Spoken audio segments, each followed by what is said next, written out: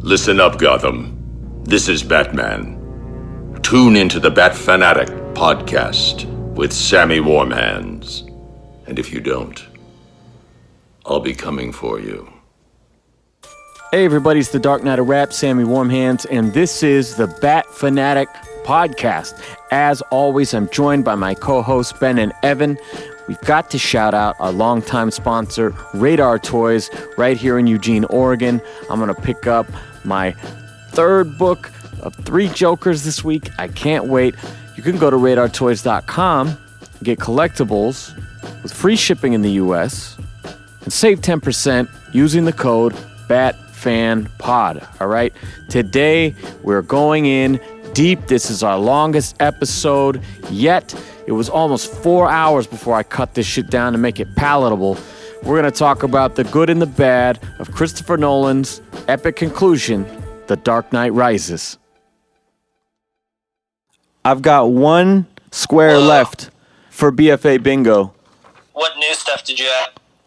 Well, I'll just read them off real quick. I got switch names, forget to introduce ourselves, call back to a past episode, Evan loves Schumacher, let's get nuts, incorrectly, I'm sure. Sam corrects someone. That goes right with that. I did not know that was next. Earth 1 reference, dick jokes, edgelord Joker, Batman voice impression, anime reference, Star Trek, gang up on Evan, Ben thinks he's right and isn't, I reference music, Evan Pease, Riley Barks, Frank Miller, White Knight, I get mad, and then Sam says fuck too much. So we have one more square, and then we have a complete BFA bingo. Did anyone watch this week's movie? I didn't really want to. You didn't want to? Oh, man. Still had a bad taste in your mouth, huh? Yeah. All right, well, sorry, Ben. This is The Dark Knight Rises, 2012. Directed by Chris Nolan, written by Jonah and Chris Nolan, story by Chris Nolan and David S. Goyer. This is Evan's favorite part, starring Christian Bale, Michael Caine, Gary Oldman, Anne Hathaway, Tom Hardy, the worst Talia, I'm not even going to say her name, Joseph Gordon-Levitt, and Morgan Freeman. Plus, we got to shout out Ben Mendelsohn because he killed it as John Daggett and isn't technically part of the main cast list. And as always, music by Hans Zimmer. We got to shout out Ben Polanski. Yeah. I really brought this movie together. I thought, there's a lot of weaknesses that I shored up. And I think it's Marion Cotillard. I don't think it's not Cotillard, but Cotillard. Yeah, I was hung up on that as I came to it. And then I was like, you know what? You're my least favorite part of this movie. I'm not even going to say it. I'm not going to get it wrong. Wow. To you, sir. Okay. Yeah, dude. Wow. Joseph Gordon-Levitt, my least favorite part. Oh, really? Joseph Gordon-Levitt has the worst death scene in the history of blockbuster cinema? I don't remember that part. It's not her fault. She's solid for the rest of it. Uh-huh. Why was it not a good death scene? Did she just fall over? Jump right to the end. You weren't sold on her slumping over, or what? Wait, spoiler alert, guys. She bites the big one, and Sam doesn't think it looks real. Are you kidding? No one on Earth, what? I mean, I've seen a lot of people die right before my eyes, and it's pretty good. It's really Okay. like that. You walk up, and they're already just in position. Yeah. Say a little bit. And then they stop talking. Yeah, they just go to sleep, like forever. It's not that crazy. What do you think it looks like? You close your eyeballs. I don't know. That has sort of a high school play quality to it. Well, she didn't go to the Sam Mortonby School of Acting, that is for sure. That's what pisses me off, though. She has an Oscar and still did that. Well, I think about, especially at the end where there's some big close-ups of her, and I think of directors and, like, at least part of the casting, I have to think is, like, they're going, this is a person I want to stare at closely for weeks at a time. She was in Inception, too, so Yeah. He's cast her before. So he's just like, I really like her, and I want her to be in my movie. Fair enough. I mean, you work with your friends and people you respect. I don't know. We'll get to the end problems when we get to the fucking end. Yeah, I just don't buy her as a dead person. And just I forgot that you like the corniest, worst things, and so to you, that would be like, wow, that was really powerful. I honestly, I didn't think anything of it. That whole thing to me was kind of anticlimactic anyways, and I didn't think anything about her, like, sucking on her collarbone. That it didn't really... Yeah, it didn't strike me either way. Well, just Google it after this episode, and you'll see what I mean. It's famously bad. So, with this movie, obviously, they could not continue with the Joker. We talked about Why? Joker's final scene in The Dark Knight. Shut up, Ben. What happened? How he's hanging upside down. It's like, you know, you and me, we're destined to do this forever. And, you know, like just how sad that was to watch, knowing that that is not going to ever happen again. When I said forever... I mean, for the next 2 or 3 minutes. Not that long. Yeah. Not that long, actually. You know, Nolan's workaround was to set this 8 years in the future and have no mention of the Joker at all. It starts with Dent's eulogy given by Gordon. After the sequence that we'll talk about, then goes to Harvey Dent Day 8 years later. And so it's definitely tied to the last film, but it's not hanging on it the whole time necessarily. It's not a super direct through line. Which is good.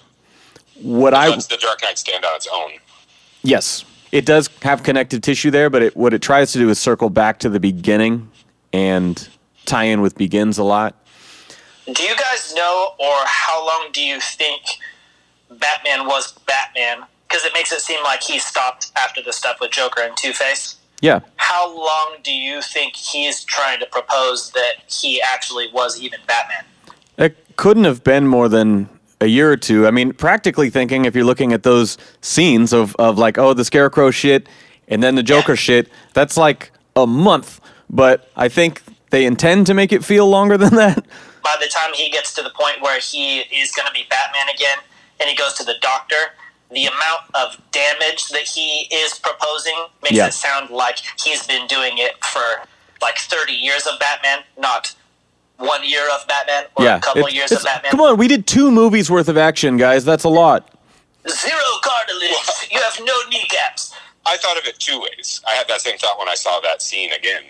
First is that I don't necessarily think he stopped right after the whole Joker Two-Face thing. I think that's like the beginning of the end. Because it takes him a while to get the Dent Act in effect, and then it takes him a while to have all those criminals rounded up. So I imagine he's still Batman for a little while after that.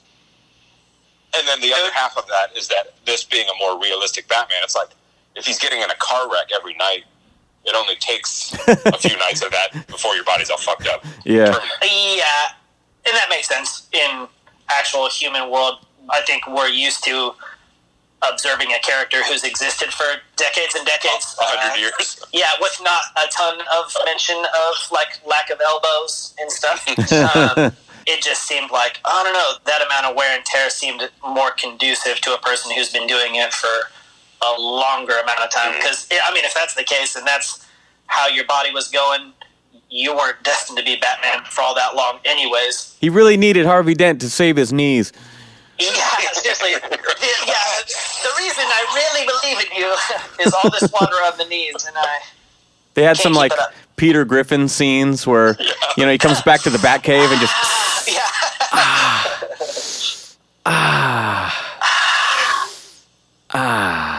That is something you can say about this film in particular.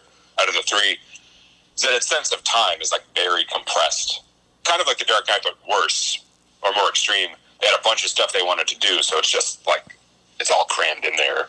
I think they could have used your quote there for the poster or the jacket on the DVD of like kind of like The Dark Knight but worse. And it's still good. I haven't watched this one in a while, and I haven't watched it nearly as many times as the other 2. It's still really fun. I liked it a lot. I was on board for the ride. Well, I good. only watched it one other time. Really? Yeah. You've seen this one time prior to this? Yep. Wow. That's crazy. Sam has watched this like 50 times, and every time he pauses on Marion Cotillard's death scene. Yeah. That's why it means more to him, because he's really pissed. Yeah. Yeah, I just don't want you guys to know how much I'm invested in it. And like, I know everyone else thinks it's dumb, so I got to make a big show about me not liking it. Yeah, okay. That You're Cool, dude. Yeah. Cool, bro. I just want to fit in. Pander to the people. That's what I always do. That's why I'm so successful in my music career. Popular, broadly popular, is what I would say.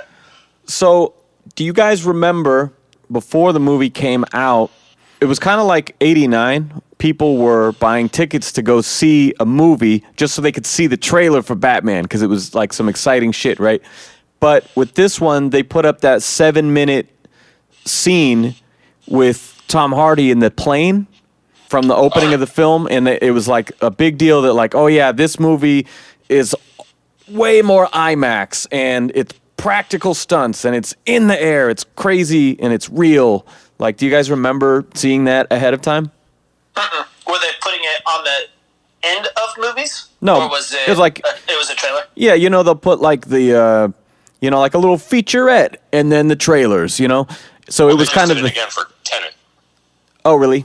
They showed like a 5-minute one scene on its own before like Star Wars or something. That's cool.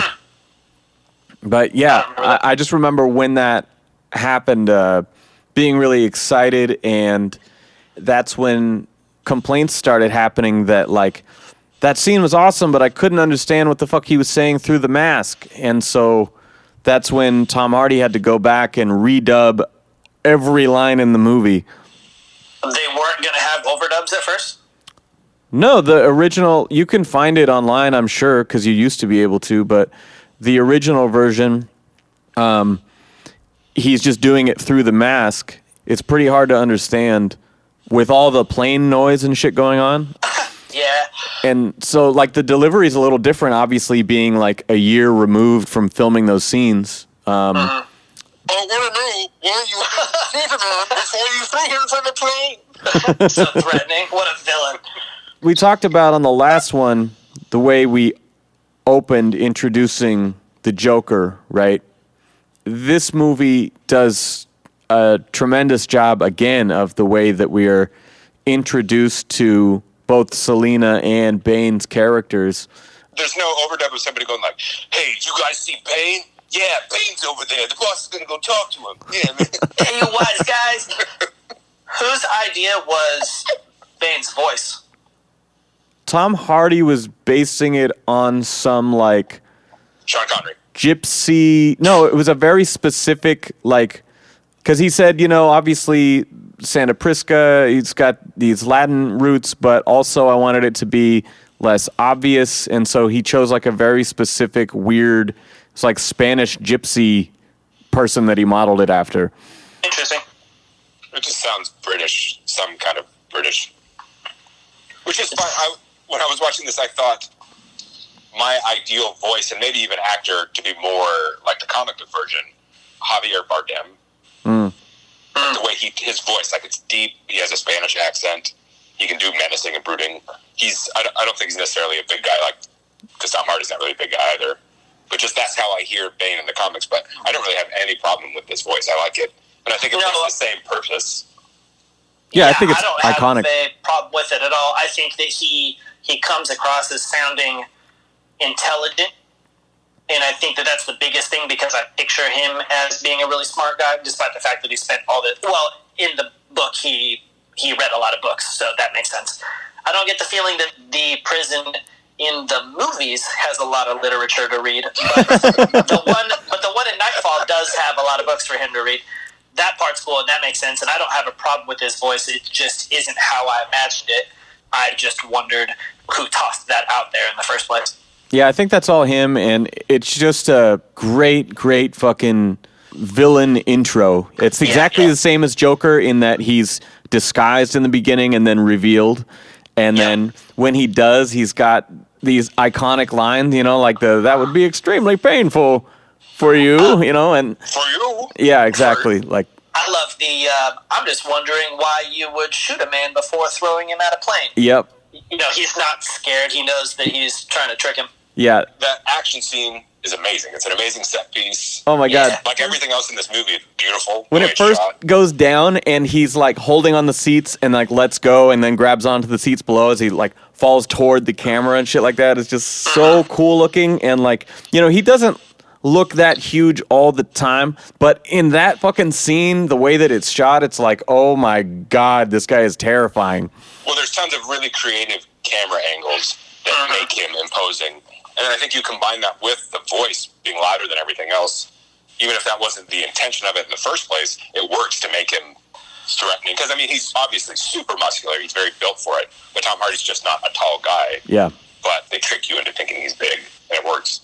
But I don't like in that opening scene the whole villain plans on getting captured. Just because we already did that. But the rest of that scene is awesome. It's worth it for the action of the scene. It's funny because whenever I point out a thing that is similar to Begins, or the way this scene serves the story is just like this other scene in the trilogy, right? And anytime I bring up one of those, you're like, that's lazy. It is lazy. It's just like it's lazy in this one. I'm like, I think that shit's cool because it gives it continuity. It gives it... No, that's not how you get continuity. Consistency, you know? I like... No. How about Bane attacks the plane because he's a master mercenary trained by the League of Shadows, and you get the exact same action scene without him being handcuffed. I like the parallels of him breaking out of the handcuffs like Batman and Batman stories. But just... Well, yeah, but then... I don't want that. I don't need that. Then you don't get the sinister dialogue in the beginning. I mean... You can? It's... Writers, write. Do your job. It's not the same. What's he doing when he gives Dr. Pavel the, blood transfusion? What's he doing there? He's putting his blood in the corpse's body. So Why? They'll think that that's his body when they investigate the crash site. Yeah, they mention, oh, well, would it make you feel any better to know that the scientist who realized that your new energy could be used as a bomb, that guy died in a plane crash? Like, would that put your mind at ease and let me use your technology? Oh, cool. I didn't That notice makes that. me feel better. Yeah, good. I'm glad he's dead. Way better. I feel way better. I like early on, too, that they show the devotion of Bane's subordinates. He doesn't even have to yell at that guy. He's just like, no, you stay. Yeah. And the guy's like, yeah, done diddles. I'm okay with that. And there's a later scene with the guy when he kills the one guy for failing, and then he tells the other guy, he's like, okay, you search his body, and then I'll kill you. Yes. The guy's like, Yeah. okay. Yeah, fair. I also love how he caps that dude, too. Like, go after him. Go find him. What do you mean go after him? Pop, get in the water. Yeah. Right in the inner tube. It's funny because normally it would be the other way around. You know, like they take a character from comics and they make him like extra dark and ruthless for the movie. But like he's so ruthless and violent in the comics, he doesn't have to be worse in the movie. He just has to be as bad. I'm not even sure he is quite as evil in this. He's just different. But he's pretty on the level with his complete lack of respect for life. He's actually more how I picture Batman, actually, in regards to his demeanor. Batman wouldn't have rapport with a group of people who would just, listen to him just because. He's not leading a group of thugs. But the way that Bane is calm all the time, and he just, speaks to people, and just, that's how I picture Batman, actually. Yeah, I can agree with that. Batman, to me, is sort of, devoid of passion. He's just kind of like a justice machine. Gordon, tell me where. Oh my God. None of that. I want to talk about the amazing Selena intro. Fucking Anne Hathaway. She doesn't get, I don't feel like, the same love as being as iconic, as Michelle Pfeiffer, but really, for all intents and purposes, this is a better, more accurate Catwoman. I mean, the duplicity of her character, the lack of literal feline quips and weird shit. She's not a secretary who fell out of a building and then became a master martial artist. Yes. I mean, and the way that she code switches over and over is so good. I love in that scene the way she, I didn't know it was uncrackable, and kicks his fucking cane out and does that backflip out the window in heels. That's Anne Hathaway. That's not her stunt double. She does all of her own shit in this movie and was really proud to do it. And Backflipped out a window? She did everything that you see. There's no stunt doubles for her fighting, for her crazy. What about the motorcycles? I mean, she's been on. It had to be CG anyways, because You don't know, so take it back. I'm just saying what she had said on camera is that she did all of her own stunts. I've cool. watched her in multiple interviews say it. She's fantastic. She's just an excellent actress in general, and she's really well cast as Catwoman. Yeah. I could think that a lot of the disappointment or the dislike is just more due to the movie's fault. You only see her for a little bit at the beginning, and she's not in the suit all that much. And there's that scene where she and Batman are walking to confront Bane, and like Batman's jumping out of the shadows and taking her right out, and she's just walking. And that's really silly to me, and it makes her look silly because she's not doing anything, as Batman's like booing people and giving them jump scares. Well, yeah, but they know she's coming. She's okay to be there. He's not. It's just silly. I thought it was kind of a distraction thing. Like, she'd walk around the corner, they'd see her and be like, hey, what's up? And then Batman punches them. Like, they're kind of... Exactly. That's what it is. It's just silly. And then you go from that, and then she's gone. And then she's not back in Catwoman mode until the end of the movie. It's not her fault. It's just kind of wasted. That's not even true, though, because she goes back to Daggett, and there's that awesome... it's too short, but there's that awesome fight scene where they team up and take on Bane's guys on the rooftop. That's already before their last thing where they walk to confront Bane. And that fight scene is not all that awesome. I've recorded a few clips. That fight scene has some egregious Hollywood martial arts fighting. It's a symptom of them, I imagine, trying to give the audience bigger, wider shots, not do the flash cutting and panning and really show the action. But it's like Batman and Catwoman are in the middle and they're fighting guys, and a guy will walk up behind them and kind of put his arms out like he's ready to fight, and then he'll just jump and fall over. It's not the only time that happens in the movie, and I get that if you were really in it, you'd be watching the two leads, and maybe you wouldn't pay attention to the sides, but it's just really, really bad. I'm with you in that this movie has the worst choreography of the trilogy. Easily. Yeah, it's not good, but I will say that it was kind of like seeing Justice League. Like, I know that's not a very good movie, and a lot of bad things happen to it to make it that way, but seeing all those characters together on screen was like so exciting to me that we finally got a Bat-Cat fight scene where they're like teaming up, and so that supersedes any level of like this could have been done better. Just the fact that it's happening and still is pretty cool is enough for me, you know? Yeah. That's kind of a fanboy thing, and you're a fanboy, and that's totally what's wrong with you. This is the Bat Fanboy podcast.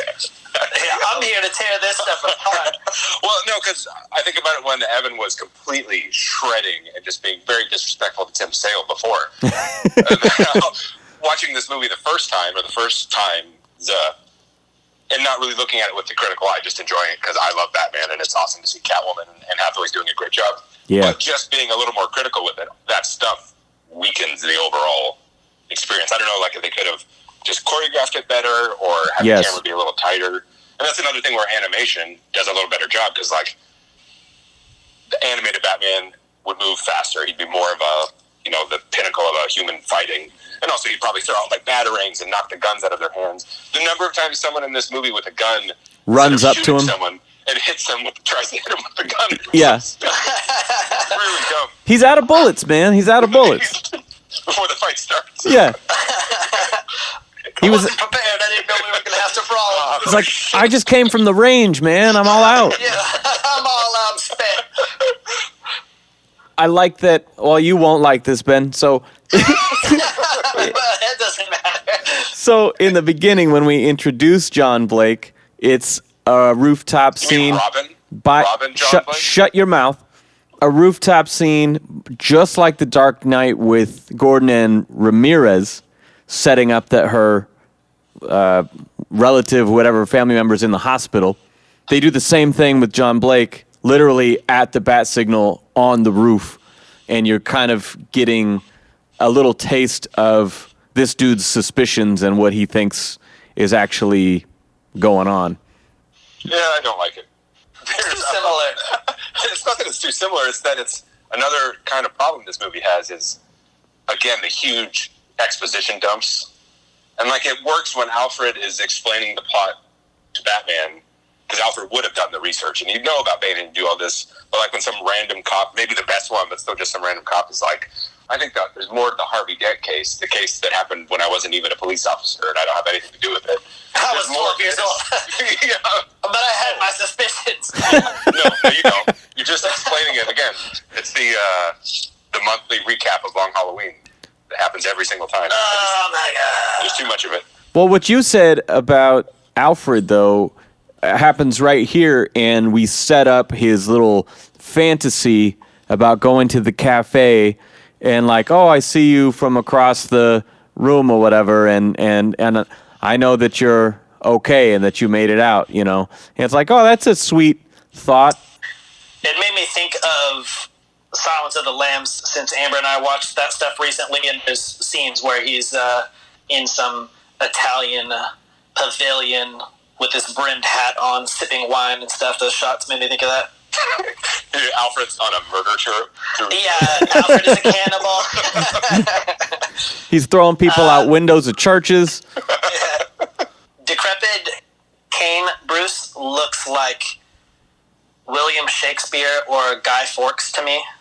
This Wait. like mustache mini goatee combo. Wait, Guy Fawkes? Did you just say Forks?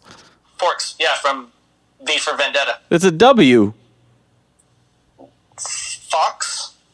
Yeah, there's no R. Fawkes? Fox? Where's the R? I thought it was Forks. All right. So if you're playing the bingo, I made a correction. Evan gets fictional character's name incorrect. No, there's a better way. It's like Evan pulls mom syndrome, where she confuses actors' names. You know that one, Jake Gyllenhaal. Jake, you know, from the Gay Cowboy movie. The Jewish gay cowboy. Heath Legend and Jake Gyllenhaal. You know.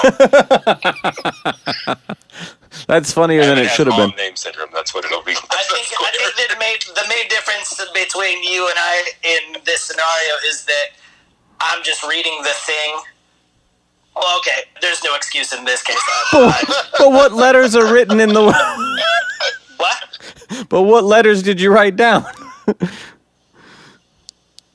Forks. Like these two. Straight up right here, Guy Fawkes. You know what? You should start a restaurant. That's actually a great idea. You use the like anonymous mask branding and call it Guy Fawkes, a real edgy restaurant. Remember, every Saturday, unlimited pretzels. Guy Fawkes. It's our 5th of November closeout sale. You're really trying to undermine my really observant point. I thought it was like a Ra's al Ghul thing. What do they call that? Handlebar? No, there's a name for that thing. It's like got some pretentious name. Mustache? And he has the graying on the side. He just looked like Ra's al Ghul to me. Oh, like the Fu Manchu is like the thing that you can twiddle, like the old... But then connected to like a big goatee. There's a name for that. It's like a biker thing. It's not Fauntleroy. You're just making names up. I just watched that. It's actually Fauntleroy. I have it in my notes, and you spelled it incorrectly. I spelled it correctly. I just watched that Seth MacFarlane Western movie again. Nope, that's not how you say his last name. MacFarlane. Yeah, where's the L? But where they're like in the West, and they talk about how horrible it is in the Old West. But they have this whole like big thing where what's his name? Neil Patrick Harris is in like the mustachery. But you'll win yourself a girl if you've only got a mustache, a mustache, a mustache, if you've only got a mustache. I just remembered it's called a Van Dyke. Really? Yeah. You're so knowledgeable. Are you doing research as we speak? I'm just going back to the archives of my brain. Where I store all this my Rolodex of masculine facial hairs. That's all I have room for, honestly. That's awesome. All right, so I really want to talk about this other early Selena scene where she is making very strategic chess moves. She has multiple contingencies going. This shit is so perfect Catwoman where, again, she's in plain clothes. She's selling the fingerprints she got off Bruce's safe. She only gives 4 prints, right? And like right as expected, he turns on her. And she's like, oh, well, you're going to want that fucking thumb. And that's when it starts to get really menacing. And she's like, oh, it's okay. Here, just click send on this number. My friend will bring in the thumb. You know, we got a little cameo from the Holly character. I like that. But again, it's the missing congressman's phone who dials it, and so it's like she knows how this is going to play out and has this whole thing set up to get herself out of it. And then when shots start flying, she grabs a gun and starts taking motherfuckers out, and as soon as the door kicks in, goes into this Oscar-level panic attack fucking... Hysterical. Oh, hysteria. It was just so good. It's one of the best acted scenes, I feel like, in this whole trilogy. I love her, again, like code switching, depending on who's in the room, who she's playing. You know, the damsel is just so fucking great. Yeah, I love how she flips it there, and I love, well, I've said this before, but I like anything where you're seeing a person's really thought out plan come to fruition in different ways. Hers is adaptable, but she also anticipates that things are going to go wrong on like multiple levels. And I like when she walks out of Wayne Manor and strips her stuff off. That's like some super Ocean's 11 walk away stuff to me. Yeah. And You mean Ocean's 8? Can we just say James Bond? Did I spell it wrong? You've been saying that number wrong your whole Like, life. yeah. Wait, is that a sexist joke because she's a girl? 11? Isn't 8 the one with all women in the cast? Including her. Sorry. Oh, she's in it. Okay. Yeah. I haven't seen any of those movies. She might not actually even be in that film. So never mind. Don't quote me. You're probably right anyways. You're generally right about stuff. We just interrupted you for fun, so don't That's cool. don't worry. I'm out of here. You guys keep talking. I'm just keep listening. I just gonna stand here and play with my markers. Yeah, it was cool. She the guns and screams. She did good at it. You already talked about the part where Gordon gets dragged in to Bane's lair. He rolls out the chute, and Bane's like, "Oh well, find him." You know, shoots his guy, throws him down there. But then we get this scene where Alfred's really breaking down where Bane is coming from, right? And he's going, I don't think you should fuck with this guy. You're in no shape to do this. You know, and Bruce is all defiant, like, oh, you don't think that I can do it? You think that I'll lose? He's like, no, I think you want to. Like, you're seeing an opportunity to get back in the action and end this misery that you've been sulking in for 8 years. This might be my favorite Michael Caine subplot from all these movies. I think he's really, really good in these emotional scenes where he's just like, how fucking far are you going to take this? Yeah, he's awesome. He's not phoning it in at all. The emotion that he brings to every scene, you believe that he is very upset. He's acting very good. He's good at stuff. Yeah, I like the way you talk. That makes sense to me. Is that before or after Bruce gets the robot knee brace? After, because he's like, even a robot leg is not going to... Okay, because that part is stupid to me, and I don't like that part at all. Wait, wasn't that sort of in Dark Knight Returns? Wasn't that brought from something that we talked about previously? The knee brace? Yeah, I thought that was inspired by something. Or maybe it was just a comment about his condition. But I thought that there was some sort of montage that was referencing from the comics. I don't know, because in this, there literally is the scene where he puts on the knee brace and then kicks the brick pillar. Well, yeah, that immediacy is stupid. But I feel like, I don't know. I thought it was in reference to something and they just like accelerated and crammed it in. That's a thing they use in a bunch of Batman origins. Like, I think they do it in year one, and things building off of year one, him kicking a tree in half. So Yeah. I just thought it was silly that he's wearing a tennis shoe when he kicks the brick pillar. Because, like, maybe the knee brace gives you the power to kick the brick, but still your foot and your shoe don't withstand the brick unless you're wearing a strong shoe. And those Converse are not cutting it. Batman wears steel toes. Because the audience is stupid, so you have to show them that now his leg works again. Good. It works really good. Yeah, his foot skeleton has been reinforced at the same time. Did you forget about that whole sequence with Stryker, though, where he puts the adamantium on his bones? I didn't watch that cut. Was that in the Nolan cut? Yeah. Nolan cut! Release it! It's the 3-hour version. It's got 20 minutes extra. It's just all adamantium on bones. Yeah. It's very riveting. It's a long surgery scene. But can't martial artists break bricks with their bodies? Yeah, well, I thought about that because I thought that I was being an asshole at first, and then I thought about how when people are punching or dropping elbows on the brick stacks, it's bricks only supported at two ends, but unsupported in the center, and so your initial strike and also just the inertia and a lack of support in the part that you're hitting are what allow you to like drive through that. People don't just generally like kick chunks of concrete off of stuff. When you say it like that, it sounds ridiculous. Don't say it like that. Okay, I don't think you could have it. I mean, if anything, that would actually just like make your foot worse, because if you were to just of your own strength just like kick some shit, it would like really hurt you. But then you threw some like robot strength into it, then I feel like it would just like kick your foot off almost. Well, it's kind of like now that he has fixed his knee, now he fucked up his foot and ankle, you know? Yeah, it's like, oh, I'm so pumped. I can't bust through this wall like Kool-Aid Man, but I got this robotic suit that will smash me into the wall. It'd be sort of like when Nicholson punches Keaton in the stomach, and he's just like, oh, fuck my hand. Yeah, exactly. That's dope that your knee works, your foot no longer does stuff. Yeah. I hope you like the Bat Pod, because you're going to be on it a lot. I hope you love your bat wheelchair. What do you guys think about the stock market scene? It's okay. I noticed that Bane, like, what up nods at a person. Yeah. As he leaves.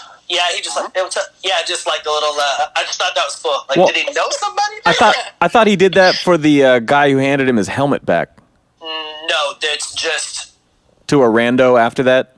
Yep, I wrote it. 43 minutes. Bane, what up, nod in stock exchange. It's really only him, and there's nobody else close to him. Everybody else must be on the ground, and he's just kind of circling and panning around to his right, and then in the process of turning, just like, what up's a person? And Yeah. that's it. Which I I thought was funny. Like, he either knows somebody or he's like being kind of pleasant at the same time. Sorry about kidnapping you guys, but He was, because... what's up? I hope you're having a good day otherwise. I mean, we see how he just thrashed that security team when he walks through the metal detector and takes his helmet off and shit, right? But then, like, right, the part you're talking about, when he does take his helmet back, he says, thank you, you know? Like, Yeah, and if he didn't have the motives that he had, he's well-spoken enough to actually be a polite person. He could like talk to your grandma and then kill another guy. it's like those mobsters, you know, they're really polite and cordial at their dinners, you know, but then, like, they'll leave the room and have you executed at the table. Actually, that's one of my favorite things about just kind of that genre or that mentality in general, is just this, like, gentleman gangster. They're nice to the community, but they're evil to other gangsters or something, or they're well-dressed and well-spoken or something. Because hurting people is a business to them. Yeah. And maybe they're very practiced at it, so there's no... They're like Batman. They're dispassionate when they hurt people. Because it's just what they do for money. To me, that's the most upsetting thing. That's the most, like, unsettling part of the whole, like, mafia shit. It's almost like Arthur Mitchell and Dexter or something, John Lithgow's character, where, you know, he's like the perfect poster of a family man, you know, but then he has this super sinister, disgusting side, and that's so much more insidious to me when you can put up this front of values and fake it so convincingly, but actually be completely morally bankrupt when it counts. It's a different version of how we talked about when you add in that unpredictability. It makes them scarier and makes them more unstable. Yeah. When you have people who could be so composed and then murderous. On the other hand, then again, you don't know what to think about this person. Well, they lull you into like a sense of security when they're not nuts. Yeah. They're not getting wild. It's where, like, if someone's a mess the whole time, you know, you're on edge, you're on guard. Especially in scenes where you, like, know the potential of a character, and then they're just having, like, a casual conversation in a diner, but the whole time you're like, something could happen, and so you're anticipating it the entire time. Yeah, totally. Because Awesome. they don't know what the audience knows about that person. Exactly. I really like in the stock exchange scene, I mean, not only he's got all these people planted in there, you know, they had talked about in the first film how the League of Shadows is kind of everywhere, and we've infiltrated governments back throughout history, and so they have the shoe shining guys and like just all these people who are in the building as blue collar workers, exactly, who have been planted there for God knows how long, just so they can flip and take this place over. And then that great dialogue where the guy's like, "This is a stock exchange. There's no money here." And he's like, "Then why are you people here?" And like fucking throws him aside, I love that. And then at 46 minutes, so much like Begins, where it takes like practically an hour to get Batman on screen, 46 minutes, Batman shows up. And honestly, it's so fucking exciting. We do get that little Dark Knight Returns moment where he's like, "You're in for a show tonight, son," and I remember, I think it was Empire Magazine, before the film came out, they had like the first official photos from it, and he's got that big EMP cannon, and I was like, what the fuck is that thing? Like, it's, we're getting some cool Batman tech in this one, and I love that. How is he riding a motorcycle and carrying that bad boy? But he shoots it like a cannon, and it just, like, you follow the light as it just shuts everything off in its path. I thought that was such a cool thing. The way he's like swooping in, pulling motherfuckers off their motorcycles, rescuing hostages and shit. Like, that was a very, very Batman scene. It's a very exciting comeback scene. Oh yeah, it's full of energy, and it just looks great. I mean, every Christopher Nolan movie I've seen looks great, and this is no exception. Is it Wally Pfister, you say, cinematographer? Yeah, honestly, I mean, visually, this is maybe the best one. Just in terms of its scope, it's really incredible. There are multiple times, and it's like a Chris Nolan staple now, where depending on what the scene is showing, it'll either be letterboxed, but then when it cuts to something more action-oriented, it switches to full screen. So they do that where it'll be like tied on someone's face and then cut out to white full screen. It's funny you say that, because I knew going into it that he had shot a much higher percentage of this film in IMAX, and so people were skeptical of like the aspect ratio changing over and over. And I was just thinking about that the other day as I was watching some like behind the scenes stuff and reading about the extras after watching it, and I was like, fuck, I to this day have never noticed. This is the first time I noticed that. I'm so into the characters that I've never noticed that happening, and I've known about it since before I saw it. I still haven't seen it with my eyeballs. Interstellar is the first movie of his that I noticed that. Really? Interstellar, it'll be like tied on people's faces, and then the first time they go into space, it'll be full screen. And it looks so different than the interior of a spaceship that it's obvious. Where in this, it'll happen in the same scene. Like when Bruce meets Gordon in the hospital, it's letterboxed. But then right before that, when he rappels out of the window to get to his room, it cuts to full screen. And then cuts back to letterbox when he gets in the room. Dude, what I was thinking about that scene is, I don't know how many hospital rooms I have been in where the windows are not open and shut. They are just part of the fucking construction, like they're hard fixed into the thing. And so I'm like, how the fuck does he jumps out a window first of all, but then it never shows him enter that hospital room because you can't. Gotham is old and the hospitals are old and their windows open. No way, because after that one was blown up, they had to build this one from scratch. No, that's Gotham General. This is Gotham. Yeah. Gotham, Our Lady of Gotham's Sacred Heart. Oh. Yeah. But I actually think that's just kind of like an edited blooper. He repels, and that gives you the impression that he like repelled through the window, but actually it just didn't work out at all. And then he like walks in the front door. And just he went down to the lobby. Climbing back up the rope. Yeah, then shit. It just cut it for time. It just didn't work out. They're like, hey, did Bruce Wayne visit you earlier? Like, because it shows him. Yeah, he repels, and then when you see him in the scene, he has a name tag that says Bruce on it. You're like, that makes it look like you signed in. Well, no, it's like he couldn't get in the window, so he had to go all the way down and then come in the lobby, which obviously you can't wear a mask. And so then when he walks into the room, then he puts on the mask and walks up to Gordon, Oh, yeah. So the nurse is like, Batman down. Do you know who just walked into your room, Commissioner Gordon? Yeah. Yeah, I know. It was Batman. Leave it at that. Yeah. The end. the nurse is like, wait, what do you say? But that was Bruce Wayne, so you're saying that, oh, fuck. Those drugs, those pain meds are really strong. Gordon is really feeling it. I was going to say that I like going back to closer to the beginning that as soon as there's something to work on, Bruce Bruce has a little pep in his step. Like, it shows you that the gears start turning, the whole time it's like, oh, just fucking bub. He's just, like, kicking rocks around his house, and then as soon as he has, like, a little something to work on, he starts, like, yeah. It's still in him, man. Like, a guy needs purpose. Yeah. I like this is the first time of all these stories where a woman brings him back to being Batman, rather than a woman tempts him into not being Batman. Yeah, nice. That's true. It's a good reversal. Yeah. At this point in the movie, we're about to that Catwoman fight that we talked about on the rooftop, and I didn't mention he does the sort of role reversal there with her as well. They get in the plane, they're like talking on the roof, and she goes to him, and he does the whole like, so that's what it feels like. Yeah. It's silly, but it's fun. Yeah. I like it. Yeah. I'm all for the fan service. I appreciate it all. What else we got here? Something we went past is when Officer Blake visits Bruce Wayne in his home to reveal to him that he knew he was Bruce Wayne all along. He has a line where... Let me guess, you don't like it. No, it's okay. It's fine. There's a neat thing in the scene though, because he says, the reason I knew it was you because I saw when you were Bruce Wayne that you were just hiding your anger, the anger that I felt as a child. Yeah. And it's like you were wearing a mask, and I recognized that mask. But the entire room around them is filled with a bunch of masks from different cultures and tribes and stuff like that.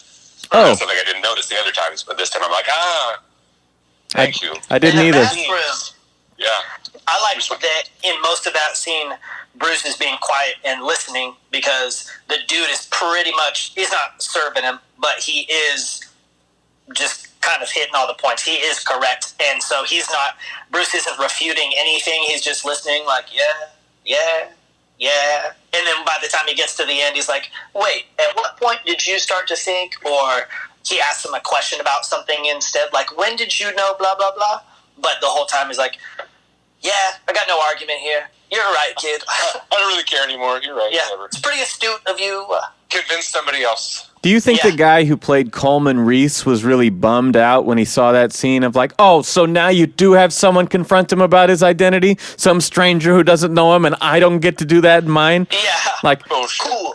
Oh, Christian Bale gives me a little nod and a wink from 20 feet away. That was cool. Yeah, I shared a scene with Christian Bale. We weren't even on set the same day. That was 4 days apart. Nothing. Another thing I want to touch on is Alfred Resigns. We have him going through breaking down Bane's fighting style in the footage of the stock exchange. We have him confessing about Rachel's letter and saying, what if to spare you pain, I burned that letter, Don't lie to me. Yeah. You wouldn't do that. I like that his instinct is that, so you're going to try to manipulate me by turning her around on me. It's like, no, bitch, you weren't ready to hear this back then, but I have to tell you this now. I wish I hadn't burned the letter. Yeah. I've got no proof now. That's kind of a moment of division in their relationship. Yeah, I mean, I thought that was one of the most powerful scenes in the trilogy emotionally. So resolute, too, because he doesn't seem to bat an eye about, okay, see you later. Walk up the stairs. Yeah, goodbye. I mean, super cold. It's one step too far, It's just like that was the last thing he had to hold on to. And so he's like, well, fuck it. If I'm alone, I'm alone. And then fucking Lucius comes over. He's like, whoa, you're answering your own door. Yeah, that's funny. He's like, goodbye, Lucius. I wonder if in that part Bruce was like, well, Alfred's gone, but at least I still have some of my money. And then later on he's like, son of a bitch. You see Alfred reading the newspaper going like, whew, got out just in time. Yeah. These sweaters aren't cheap. I need steady employment. Yeah, for sure. Oh, I'm sure he's got a whole wardrobe full of them. He must have had so many U-Hauls for his sweaters. Only the finest old man sweaters.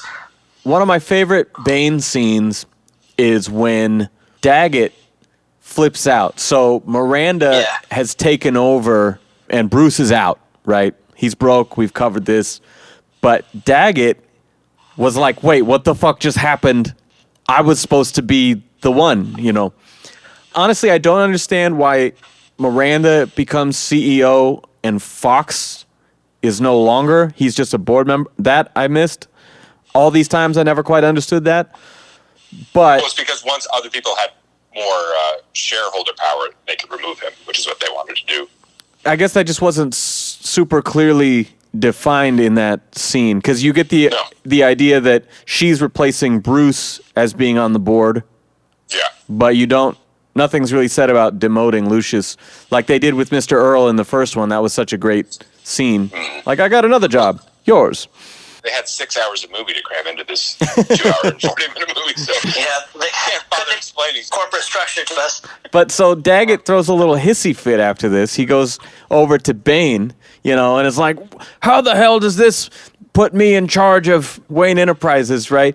Like, I'm the one in charge here. You don't listen to him. I'm the one in charge. And he just rests the edge of his hand on Daggett's shoulder and says, do you feel in charge? And like, that is one of the most intimidating, scary moments, and he's not doing anything. Yeah, that part is super badass.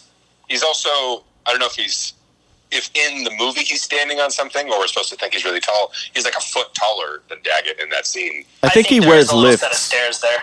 I don't know if it was more just like camera trickery, like you're just supposed to. Yeah, it's buy some him like Gandalf Bilbo camera really tricks. far away. Yeah. No, Do you feel in control, Bilbo Baggins? I think he does wear like lifts in his shoes in this movie. The character or Hardy? Hardy. Me and Amber have been watching The Munsters recently, and it's full of shoe lifts. That just makes me think of Bane in like a big old clog boots. Well, in my Hot Toys case, when I had everything bagged up in case we had to evacuate from the fires, and when I put everything back, I put it in a slightly different order. And when you have Tom Hardy's Bane next to Ben Affleck, these two figures that are to scale, it's no contest. Like, Affleck is way bigger. It's like, Tom Hardy's not a big guy. no. But, I mean, again, he's perfect in this movie, and even somehow against a very ripped Christian Bale, who famously put on all that extra weight, he still looks good next to him. But, yeah, next to Affleck is like, no. Yeah. They're just selling you on it anyways. Yeah. And even a person who, granted in this case, Batman and Bane have fighting skills, but in normal life, a smaller person with some fighting skills could probably take a bigger person with no fighting skills. So size is only kind of relevant in proportion to experience.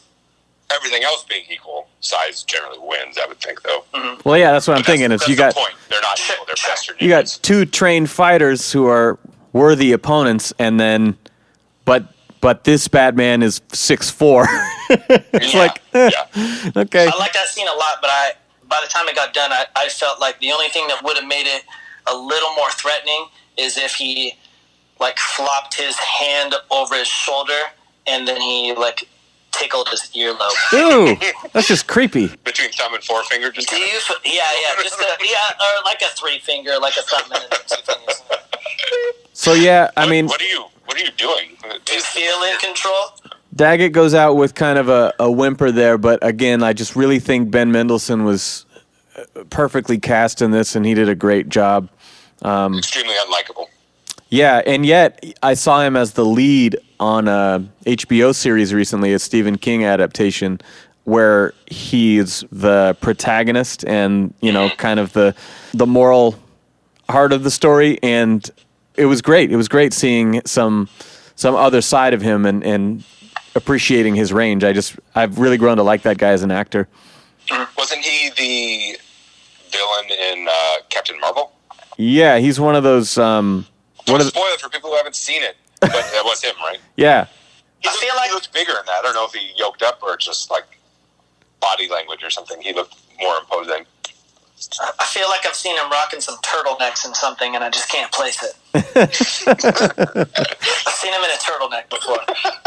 Was that one of your like winter parties that you went to? Yeah,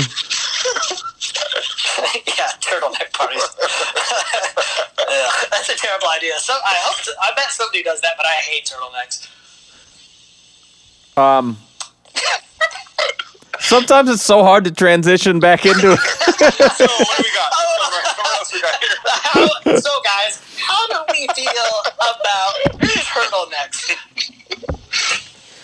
Well, to quote UHF again, sex with furniture. What do you think? Yeah.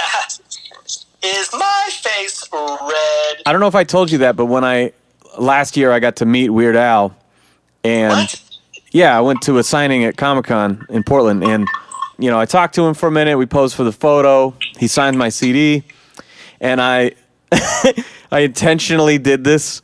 I kind of did a bit where I'm walking out, and before the next person comes in, I stopped and I said, I almost forgot to ask, and I said that to him, and nice. and he just, without missing a beat, because I'm sure he's heard it 100 times before, just goes, "Oh, I'm for it." Okay, that's awesome. I was going to say that I feel like that would be the best thing that you could drop some lines from to him. Yeah. But I also think that it's probably still like cult popular-ish enough that it wouldn't be. I think the best thing you could do would be to like offer him like a Twinkie Wiener sandwich or something like that. Like, don't drop a line, just Yeah, I'm sure he gets all kinds of weird gifts that he does not want. Hey, Bobo. But he's not like Michael Keaton. He's not like, don't make eye contact with me, please. Don't. Yeah. Don't No touching, no breathing. No direct communication. That's what the handler is for. I actually laughed. I saw there's handler. this site that's doing a Keaton signing. They were posting pictures of some of the stuff he had signed, right? And a lot of times, like for mail-in autographs, you will put like a bag and board for a comic or something, you'll like cut through the window and be like, sign in this space, And I saw in one of the pictures, it was like, sign here and write Batman or something like that, right? And the picture, he just signed his name. And I thought that was so funny because having been to his signing before, as I'm sliding him the thing, I was like, yeah, can you make it out to Sam? And he just like pauses and he's staring down at the photograph. And he pauses and waits for the employee to tell me, oh yeah, we don't have time for that. I'm like, he could have already finished it by now. Yeah. And that would set a precedent, and then the next guy would know because you've got to tell everyone. And then Yeah. Mr. Keaton is not here for that, sir. He is not your friend, you son of a bitch. When you were talking about Gordon in the sewer system, and you're talking about like the water chute, and in my head it was like slip and slide. He gets to ride the slip and slide, and then it was like he gets to drink from the fire hose, and then moved on. This is the Weird Al Fanatic podcast. We should just randomly watch that and review that together. That would be really fun. Well, I was thinking of that last night when I was watching Heat and like how closely it ties into The Dark Knight. I was like, man, we should just do a spin-off episode and talk about the movies that inspired the other movies we watched. Yeah. I really thought you were going to say Heat made you think of Weird Al. Heat was a lot like UHF. Yeah, De Niro's performance really reminded me of Michael Richards. He loves a mop. De Niro loves a mop in Heat. Well, actually, I was surprised. Oh, I think I texted you guys about this. I was like, wait a second. Val Kilmer did this at the same time as Batman Forever. And then I'm reading the credits. And I was like, wait, that's the same guy who did the music for Batman Forever, too. That's really weird. I knew it was good. Well, no, the lizard people who control Hollywood only go to a small group of professionals. So. Oh, I see. Yeah. The lizard people pedophiles? Yeah. That whole ring of people who make movies. There's just seven or eight of them, I think. They've got their like corral of children, and in the other room they've got their cameras, right? Yeah. Yes. So what do you guys think about Pizzagate? Finally, we're getting to the real issues. Yeah. I've been waiting for this to turn into a conspiracy podcast. All right, weird detours aside, one of the greatest theater moments of my entire life was the Nightfall break you scene that happens here. Hardy said it felt like I was beating up my childhood hero. And we have such great dialogue in this scene. It's not just a great fight, but like victory has defeated you. Or like when Batman pulls in the utility belt and he's like, theatricality and deception, powerful agents, like, but we are initiated. And just like the whole time, he's just unshakable. He's practically just monologuing while Bruce is trying to fucking fight him. Yeah. And he's just trying to shake him at his core. They're like, you can't affect me. Oh, you think darkness is your ally? Like, like anything you fucking try. Adopted by it. I was born in it. Like, these scenes, you can make fun of them, but they are just iconic lines in this scene, and then I will break you. Like, I think I talked about this before, that dream that I've had of, like, the powerlessness dream, the losing control, where, like, someone's attacking you and you can't fight them off no matter how hard you hit them, right? It's like watching that unfold with your greatest hero on screen, and Christian Bale. Having grown up as... William Shakespeare. Having grown up on Nightfall, and that being the craziest shit as a kid, seeing this on screen was like just so emotional to me. I couldn't believe that I was actually seeing it. I felt like I didn't breathe for that whole entire scene. I was literally sitting forward on the edge of my seat, just like breathless. I can't believe I'm seeing this. And I know people who don't have the same like childhood association with this story might not feel the same way, but to me it was just incredible, something I will never forget seeing the first time. Just beautifully executed. It's extra intense too because granted they could pull something where he doesn't get his back broken. I mean, maybe it wouldn't even happen in this story, or maybe it could be a fake out kind of. Like Harvey Dent. Yeah, exactly. Like it's like the acid thing. It doesn't happen right now, but the whole time you're watching it, anticipating that it is going to happen at some point, and so it makes it that much more intense because, like, how long are they going to fight for? Like, how much is he going to get beat up before he finally does that? And so it's a real drag out that you have to witness him get his ass beat before finally crippling him. It is a real drag. And you have the extra aspect of versus the comic. It's a one-on-one fight in the Batcave with no witnesses other than a dinosaur and a giant penny. What's the Tinkerer's name? Horatio or something? The guy who lives in the back part of the cave and builds caves. Yeah. I guess, the dog is there. Harold. Harold. There we go. Harold and Ace. In this one, you have the whole League of Shadows, basically. Yeah, you have the League of Shadows. You have the witnesses in this one. How that further cements you as a terrible leader to not mess with and to only follow orders from. It makes his defeat that much more humiliating. I guess it's bad enough anyways, but there's witnesses the whole time. You have the shots that show Catwoman like, oh shit, biscuits, I didn't know that it was going to be like this though. Yeah. Yeah. She's like, it's fucking Batman. I thought he'd get out of it. Not in fact. Sneak away or something. When I saw this the first time, I remember leaving the theater and running into another friend, and I was really riding high in this movie. Yeah. I felt it. I loved it. Yeah. And he's like, that was bad. Oh. I was so bummed by that. But I went home and downloaded the movie, which don't do is illegal.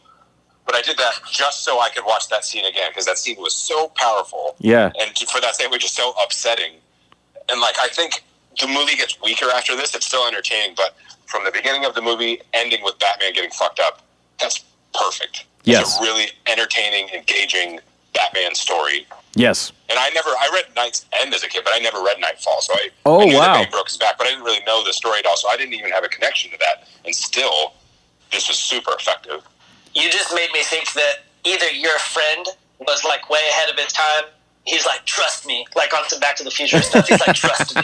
Give it 20 years, you're gonna think it sucks. Also, he was just really ahead of it. Or your kids are gonna hate this. Yeah. Or your friend was actually like you from the future, and you like had an interaction with yourself, and you're like, it really blows, and you're like, does it blow? And you kind of put the seed in your head or something. I love that because it's like it's kind of like that Chappelle Show skit where he pitches the idea like, what if the internet was a physical place, and it was like a mall, he like goes there and it's all the horrible things from the internet, right? So you go and watch this movie that you just loved, right? And then you walk out of the theater riding high, like you said, and then you walk into like a physical manifestation of the internet comment section. Doesn't make sense. Time continuity doesn't work. Garbage film. Batman sucks. Billy Boy's stupid. He's too small. Rides the dicks of the other movies. I want to also give shout out to the choreography in that scene. I really like the movements they give for Bane, because he's just taking like the shots to the face and getting kicked and beat, and just not even defending, just shrugging them off. Yeah, that's the scariest shit, is that he lets him throw every hit just to prove you can't hurt me. Yeah. And all his movements in response are all like broad, sweeping punches and kicks, and sometimes they carry the momentum of Batman hits him, and then his body swings, but then it just swings into like a full haymaker. And just Dude, that Superman punch. Oh yeah, he does like the mini Superman punch, and also he has a body similar to like Tyson's, the low center of gravity, and a person like that can cover like their whole upper body with their arms, and then just like throw hooks, and he throws a lot of hooks in this. Like, he's all about like block a punch, hit him in the kidneys and in the ribs and stuff. He just throws a lot of stuff, like a lot of short, curved punches from the inside. I also like the real desperation that Bale plays. He shows he is tired, he's out of shape, you know. That scream he does, he's like, ah! And just the way he's breathing, like, and he's kind of like hunkered over in boxer pose, which we never really see him do. You can tell he's, oh shit, I'm in too deep, you know. And it kind of like Bane says at the beginning, like, not as big as yours, you know, like you've made a terrible mistake. Like, well, not as big as yours. And man, I mean, he is just panicking. You don't see the incarnation of fear really until this. He underestimated his opponent and underestimated how out of the game he was. Yeah. The part with his face and his mask before getting his back broken also too is like shows his strength, and also is like he's getting punched in the face and it's breaking the mask. Yeah, dude, Yeah. that is. I don't think that close up is a very good shot. It looks kind of movie fake. Yeah. Well, but yeah. but It's effective. Yeah, it is effective, and I think that while I remembered very specifically watching the Dark Knight trailers a lot of times, what I remember from the Rises trailer was the sort of obscured cuts that they use from that scene, and then him walking away with part of his mask in Bane's hand and tossing it aside and just being like, oh my God, they are doing this. Like, they're not just using Bane, like, they're doing it. Oh my God, they're doing it. Like, I couldn't believe it. I remember seeing that promo stuff with just the mask chunk, Yep. you know, sitting by itself. Also, I just think that not that scene, but that shot specifically is just like a hard thing to pull off, because how would something break down the way that you wanted, you know, every punch and still look as good as you wanted it to? Or if you think of things like Inglourious Bastards or some horror movie where there's a similar face-smashing scene or something, I don't think that that's a very easy thing to pull off, and either you just have to, like, accept it for what it is, or I think we might be surprised how weird and grotesque that stuff would look like in real life anyways.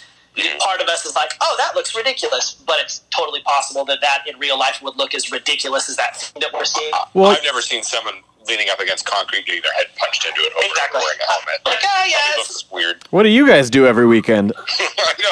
I get punched in the head. I'm the guy getting punched. Oh, Yeah, you just know, never I've seen never it. seen it from that outside. Yeah, different perspective. Felt it. Yeah. For all of Nolan's quick cuts through the trilogy, I think that would have been a perfect opportunity to show a direct hit or two, but the fact that he shows like 3 or 4 without cutting away, and you're not seeing his head really move or react to the shots necessarily. That makes it look a little fake because there's no bounce. Exactly, yeah.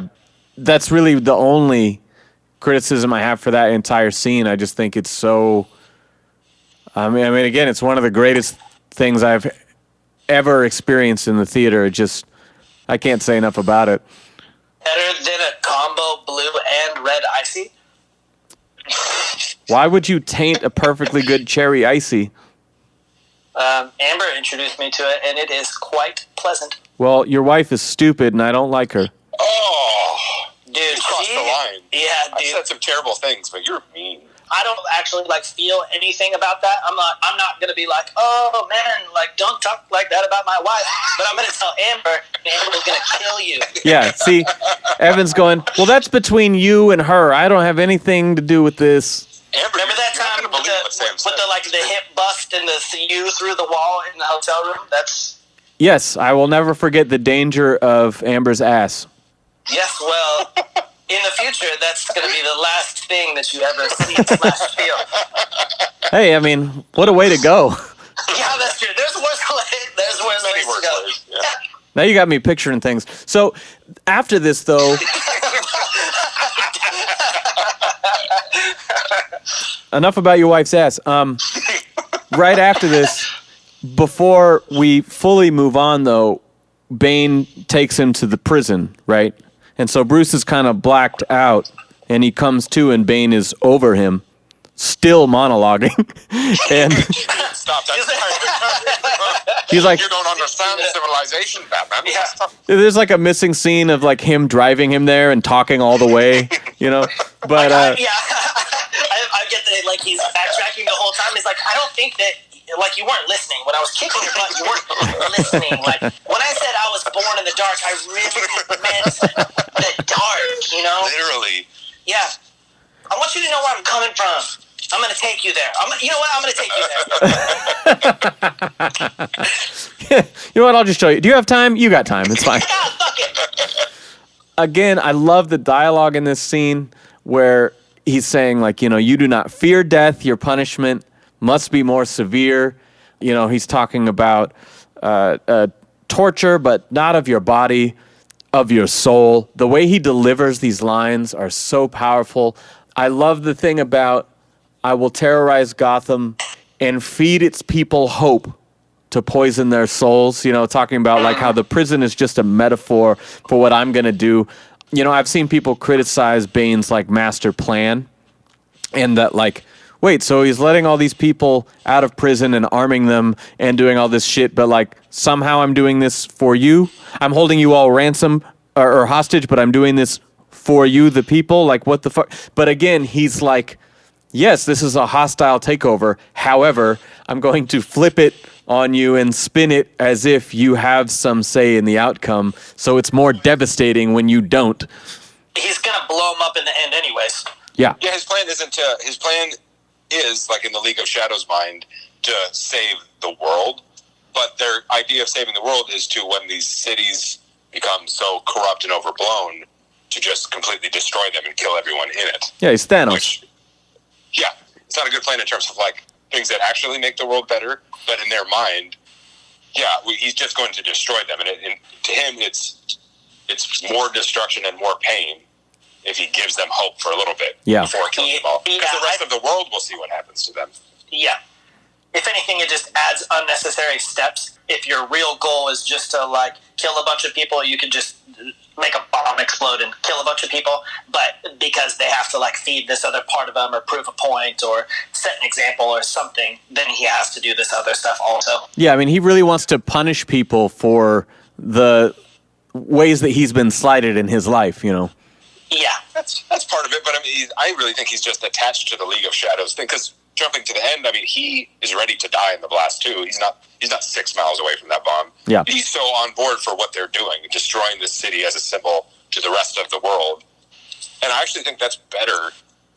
That's more compelling than the Joker on the boat being like, people are bad, I'm going to prove it to you by giving them 2 bombs. Yeah. The idea more that, like, I'm going to strand these people in this city and they can't go anywhere, and someone out there has a bomb to kill them if they try and leave.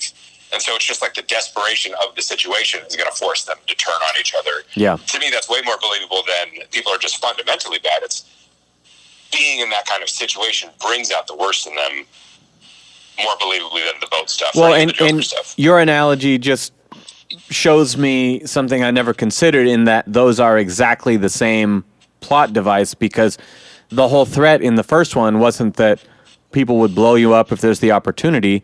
It's that, oh, well, they believe the other fairy is a threat to them. They have the trigger. Ordinary people over there, they have the trigger. They don't value our lives, right? And so we got to blow them up first. That's funny. It's exactly the same shit. I never Saw it that way. It's lazy again. It's fucking bad filmmaking. No, but I think it's better. It's brilliant. It's lazy. It just I buy that more because his whole rhetoric of like this movie has interesting threads of like people in power and people in the top not caring about people in the bottom, and it doesn't backtrack away from that. But it also, through Bane, highlights the idea of somebody else who's charismatic, who's just seizing on that to cause chaos of like. When he stands outside the prison and he uses Gordon's confession letter to rile everybody up. See how bad it is? But his goal is just to fuck everybody up also. Yep. It shows his resolve as a character, too, because that makes him... He's like a kamikaze with more of a plan. That is his end goal, but he needs all the tinkering in the meantime, but he's down to die for his cause or the League's cause. Yeah, and then, I mean, that would kind of stand with it, too, of like... No one would know if it happened. They would just think, oh, somebody must have tried to do something, and that's what blew Gotham up. Yeah. That somebody didn't stick with the plan and work as a team and rebuild Gotham like good people. Somebody was selfish, and now they all died for it. The stuff with the prisoners could also just be a nod to the comic as well, though it doesn't follow that part of the storyline at all, because it's not about wearing Batman down, but they do free and arm a bunch of prisoners. Maybe it's just more lazy writing, you know? So. No, that's another one of those things that I like from Christopher Nolan's movies. It's another one where it's like a plot point or a set piece from the comics reworked into an original idea. So you still get that kind of, oh, that's neat that he read it and he incorporated it while still making a unique story. Yeah, it seems a little different when they're two different mediums because it's not like I directed my last movie and then I'm using the same stuff in my next movie. If there's source material from a different genre to pull from, it makes it seem as if he's well read and he's trying to do nods to other stuff. These are huge blockbuster films, and I got to think the majority of the people who watched this movie didn't read Nightfall. Yeah. Not only because it's a comic, but it's a comic from like 20 years ago at this point. So, not only because reading, even picture reading is too much reading. Yeah. This is jumping ahead, but the warden in that prison is Wade Williams, who's the voice of Last Mask, the guy from Prison Break. Oh, funny. Oh. Yeah. I thought that dude... Mask in Red Hood. I thought he looked familiar. And then again, I have to mention, at the end of that kind of master plan monologue, we get that trailer line, that hook, and then when Gotham is ashes, then you have my permission to die, and... Man, such a mic drop moment before he then goes and blows up the whole fucking stadium. I will say, though, the ultimate torture is that these guys are in prison.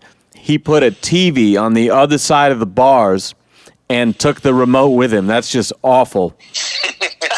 He's like, you have to watch news 24/7?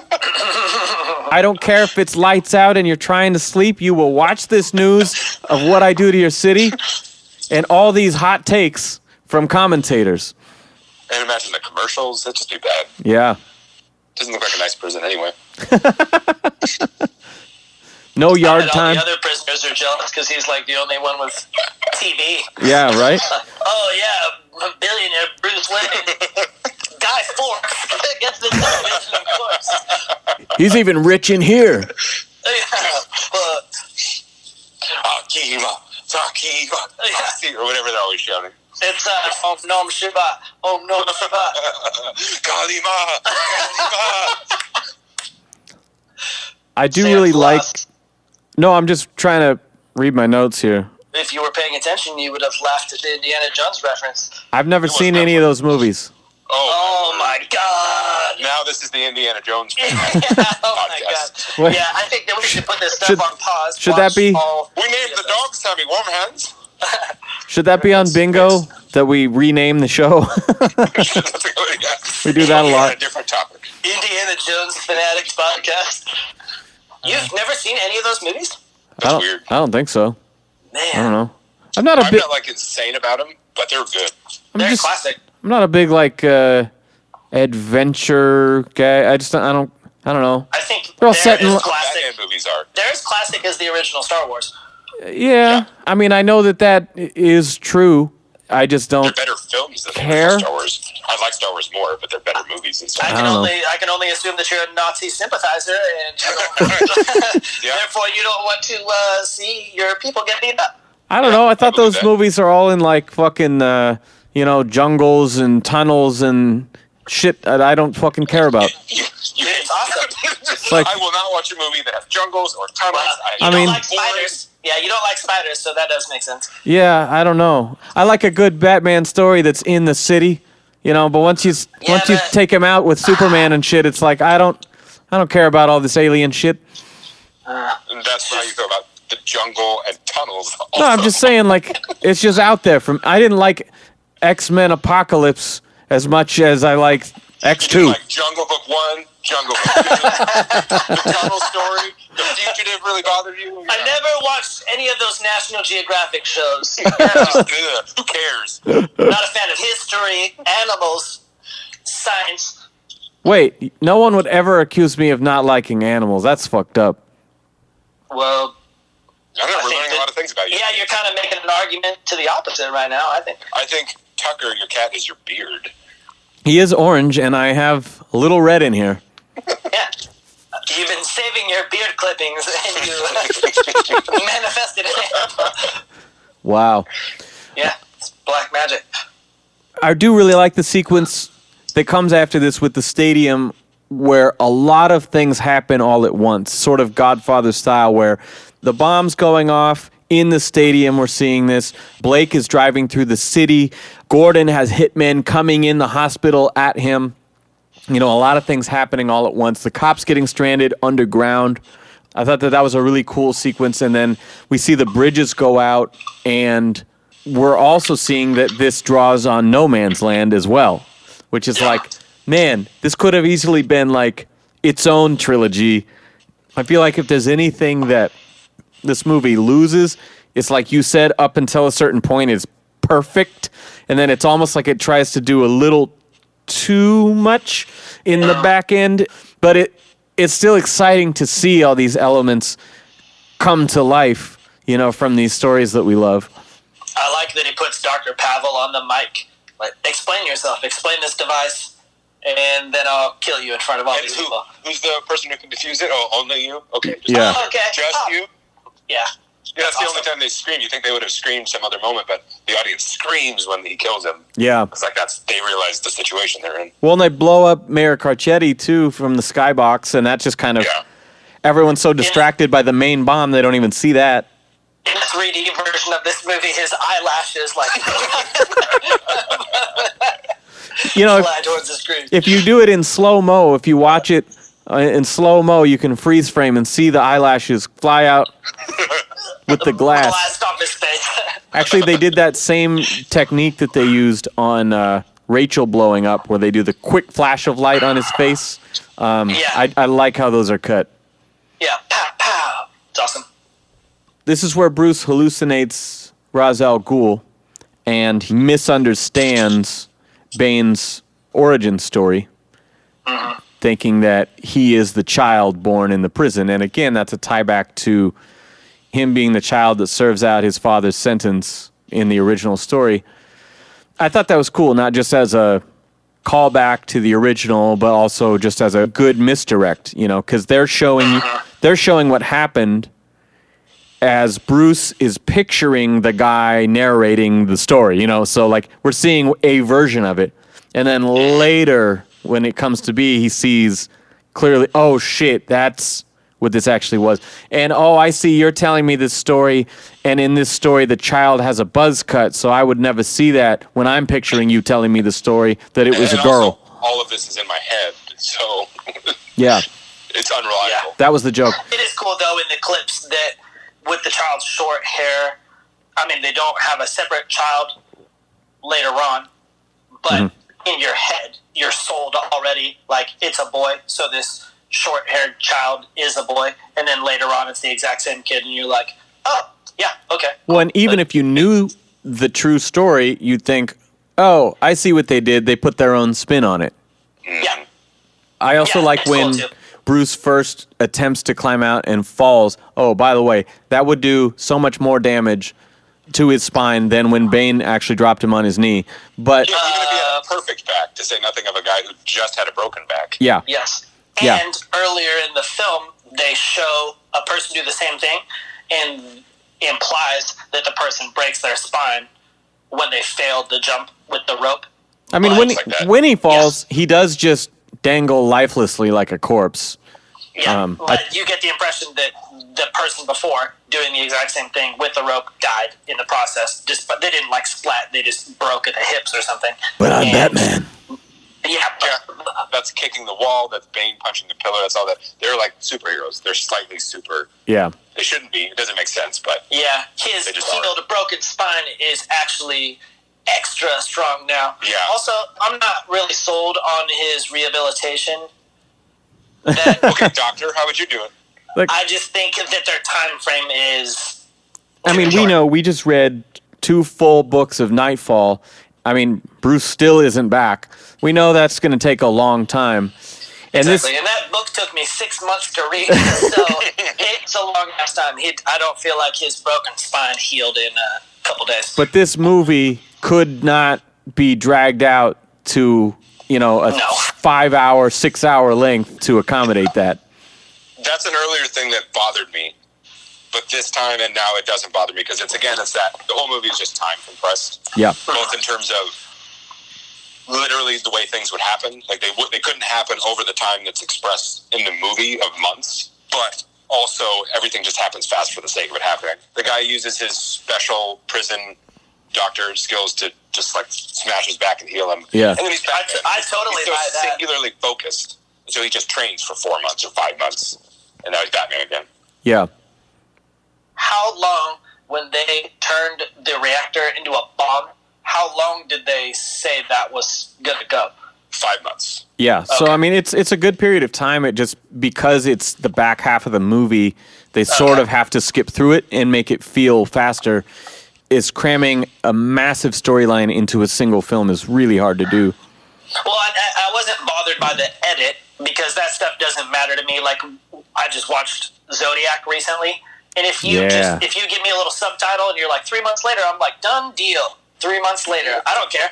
It doesn't matter if another scene was right before it, but because I didn't remember how long the bomb was set for, and he wasn't even in prison for 5 months because I feel like they arm it even before that. Well, yeah, I mean, think But- about he's making that first attempt and say it's New Year's Day.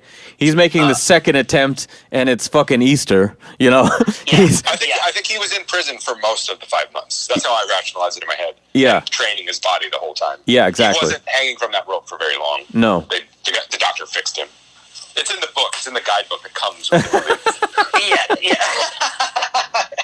Wait, you didn't read the plot holes guide that came with the DVD? Gosh. Maybe I'm wrong. Maybe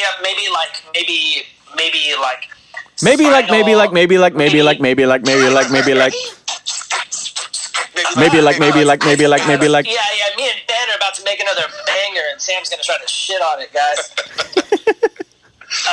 Maybe spinal therapy in prison is like actually a more direct, holistic approach, and it really expedites the healing and everything. That It hurts more, but it's more effective. Yeah, maybe if you were a citizen and you go to try to like repair your spine, it's actually just the system charging you a bunch. Just really drawing out the process. Like you Gotham's needed, 1% yeah. leeching off Yeah. billionaires. What Oh, you wait, need to do is just wait.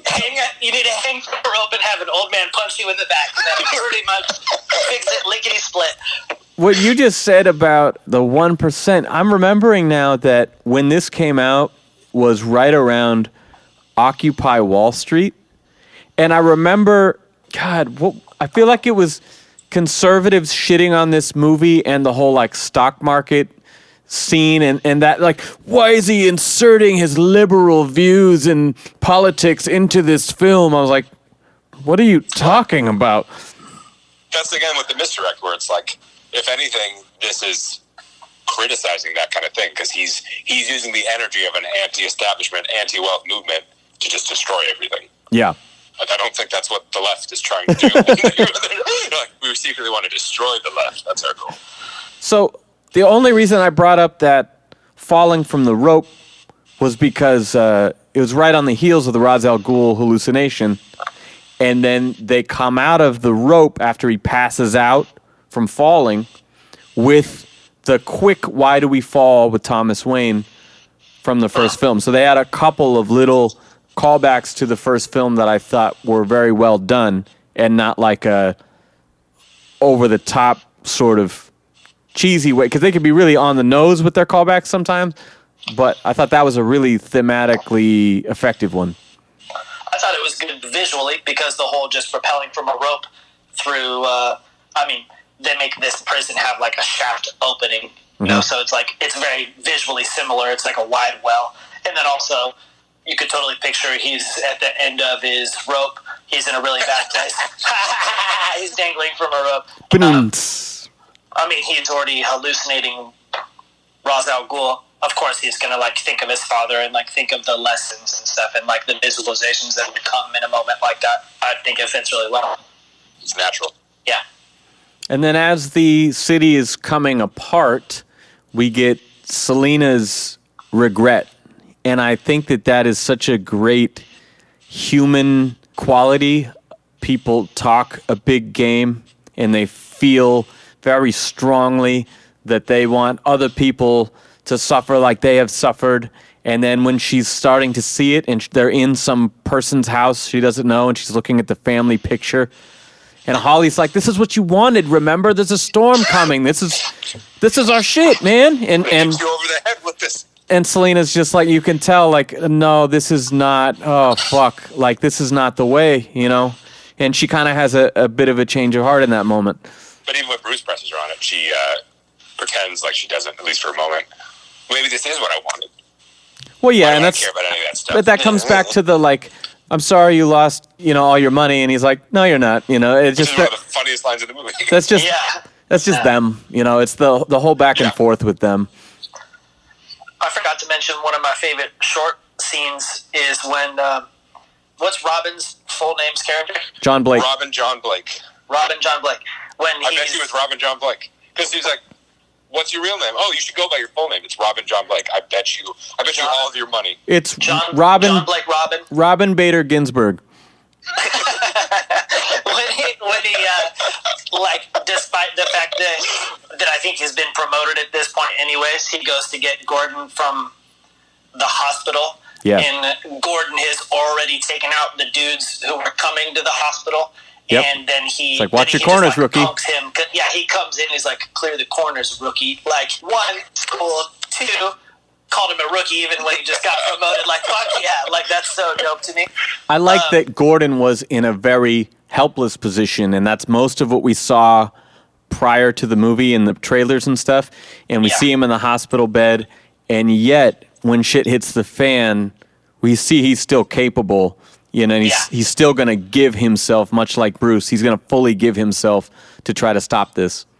What I think is awesome is even in a spot like that, he's like calling the shots while being laid up. Like, people are looking to him for advice. So he's doing like crisis management while being laid up in a bed. That just shows how thorough his thought process is. And then I also really like that when you create a character who has a rapport for being thoughtful and intelligent, then they invest in another character. They do it for a reason, because they wouldn't like give responsibility or something to like a person that they didn't deem worthy. And so I like seeing his like trust and stuff evolve with Levitt's character. Robin John Blake. Yeah, Robin John Blake. Yeah. But we need some hotter heads around here. Why don't you? Yeah, exactly. Like, it's ditch cool. the uniform. He trusts him, and so he's giving him like little shoves and encouraging thought in him and stuff. Where it's even the other guys who are like the higher ups in the department. At that point, he's like, "Fuck this fool!" Like, he's making stupid moves. He goes and calls him out at his house and stuff. But his investment in that character is awesome, and it shows there's a reason for it, and it sells you on the character even further. Like, I already think that this dude is intelligent, and Gordon trusts him. There's a reason for it. Because he's Robin Bader Ginsburg. When he goes to investigate the cement truck thing, it was a little silly because, like, he immediately repeats Gordon's great detective advice to the guys, which I don't know why you would do that. He's like, the guy's like, "Oh, Yeah, we were blocking the road that one time. Must have been a coincidence. Oh, no. Wait a second. When you're a detective, there are no coincidences. Yeah, just like showing your cards. Here, guys. Yeah. Wait a minute, I don't believe you. My note doesn't make like a ton of sense, so I'm trying to picture exactly what it is. But I know that it's an interaction between him and Gordon both times. But there's like a scene, one right after the other, where in the first one, he's like, we got to keep you off camera. That's dangerous. It's like right around the whole Bain courthouse thing or something. And Gordon's like, I got to get on camera. I got to be like a symbol to the people or something. I got to let them know that like I'm here. I can be a leader or something. Yeah. And he's like, no, not on camera. And then in the very next scene, he says, we're just going to keep moving you until we can get you on camera. Like, he instantly goes back on the thing that he said in those scenes. I didn't catch that. There was 3 months between those scenes. It just, in the movie time. Oh. In real life, it was... Is that what it is? No, I don't know. I'm just goddamn. Yeah, okay, I got to go back and find it. But it's like one scene right after another, and I don't get the feeling that time has lapsed, and he's like, I got to get on camera. He goes, no, we're not going to get you on the camera. And then in the next scene, he's like, we got to keep it moving until we can get you on camera, because now that is a good idea. Interesting. He's the underling. He caved. Yeah, that's true. He just has to accept Gordon's mustache power and move on. How about Jonathan Crane's Kangaroo Court cameo? I thought that was cool. It made me think of Sleepy Hollow and the guy who sends off Johnny Depp in the first place because their little judge stand tower is super tall at the back of the room. And yeah. It just felt like that to me. It felt like another nod to No Man's Land also, with the only little vignette we see of another Gotham supervillain. Yes. In this situation, taking advantage of it. It makes me wonder how him and Bane linked up and how he ended up in that position. I'm not going to tell the joke because I would tell it badly, but the whole death or exile, and he's like, exile. He's like, all right, death by exile. It's like, oh shit, He says death. That's what, yeah. Yeah. I'm not gonna. You think we're gonna walk onto that ice willingly? Okay. Okay. But death. Yeah. That's right. But the whole premise of it being like the same thing, basically, but one of them tortures you more, is the same premise of a Gilbert Gottfried joke, and it's terrible. It's like basically like these guys are captured. They don't understand the language. They're like in a foreign country or something. And they're like, all right, so you can choose. They're pointing to one of the captured guys, like, death or Ugu. And he's like, Ugu, he doesn't know what that means. And so he chooses that. Then everyone just like gangbangs this dude, and it's just terrible, right? It's Gilbert Gottfried, so it's just like the most filthy details, super funny. And then they kill the guy. And so for the next guy, it's like, so death or Ugu? He's like, death, please. Oh, God. Yeah, I don't want that. But yeah, I remember watching this and thinking like, hey, that's the same premise as that fucking horribly filthy joke. They consulted. Yeah. I just want you to go back and do that again. You took it upon yourself to put the butt stuff in there. I didn't tell you anything about that. Well, he's a guy. So there's only one place for the stuff, really. He could have just been rubbing. I don't know. Could have been over the clothes rubbing. Over the clothes rubbing gangbang. That happens all the time. I just love there's only one place for the stuff to go.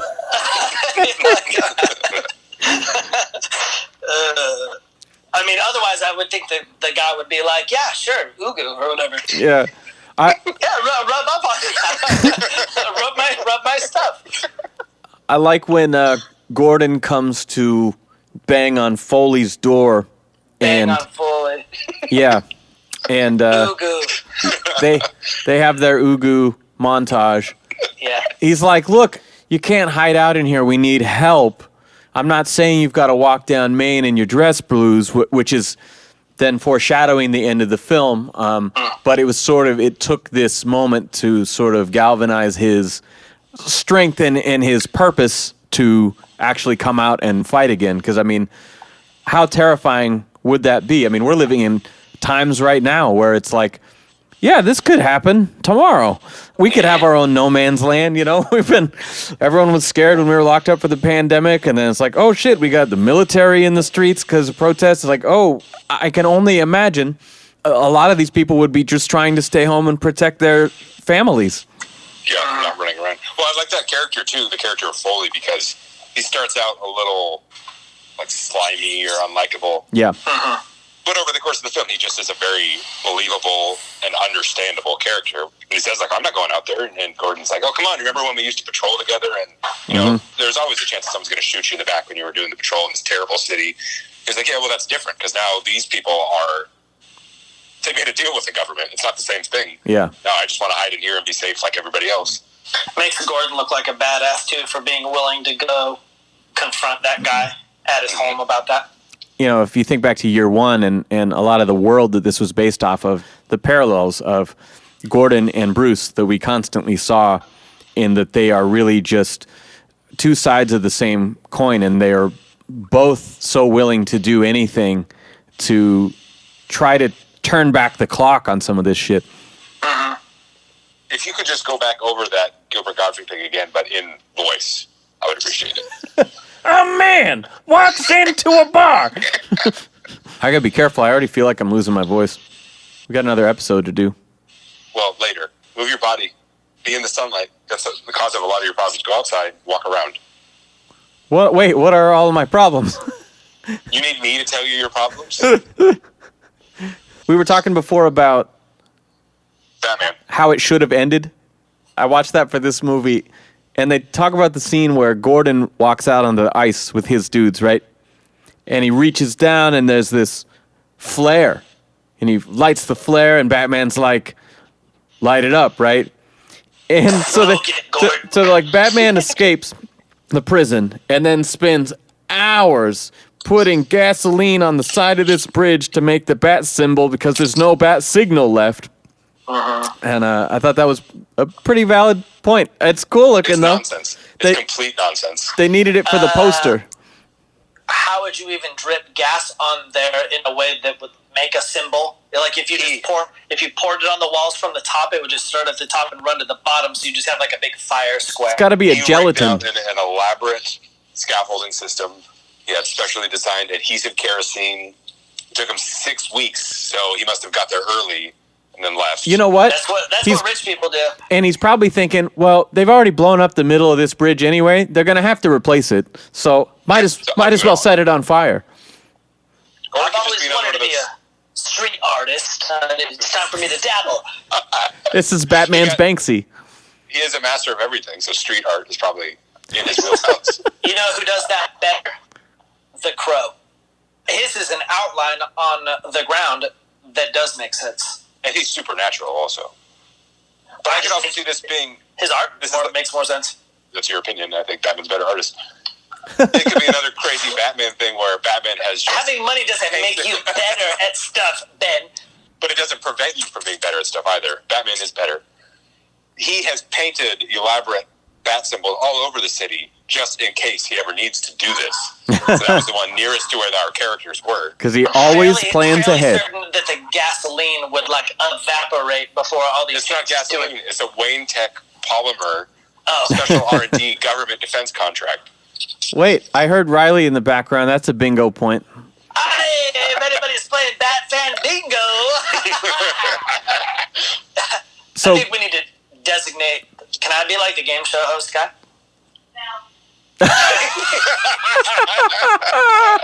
Well, the boss I can't wait for Amber to hear the whole section about how her ass is going to kill you in the future. Oh, don't try and win points there now that she said you couldn't be the game show host.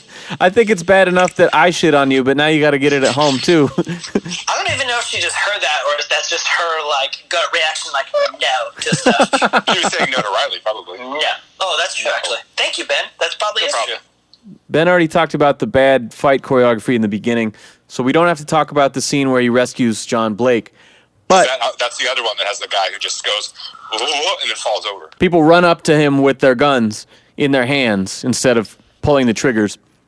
There's a villain in that scene who just stands there and moves around and falls over. I think that when the cops get freed, the fact that they aren't like almost entirely shot by those guys doesn't make a ton of sense to me at all. Like Bane's gang and the cops are facing off against each other.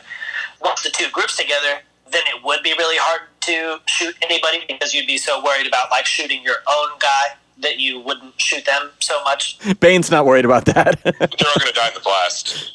That's the problem this movie has with action and motion, and it gets Shooting worse people. as the movie goes on. Yeah, just like a lot of this stuff doesn't make sense, and it's another one of those things like with the other ones where you just, it works if you're just on board for the ride and you go, oh, it's dramatic and exciting and theatrical, and like when they're fighting on the steps, that also is kind of... Especially on a theater, I mean, it's just so consuming. It's amazing, these loud, it shots fills your and vision. the scope of having hundreds of extras and all this shit. I mean, that's really awe-inspiring when you see it on the big screen.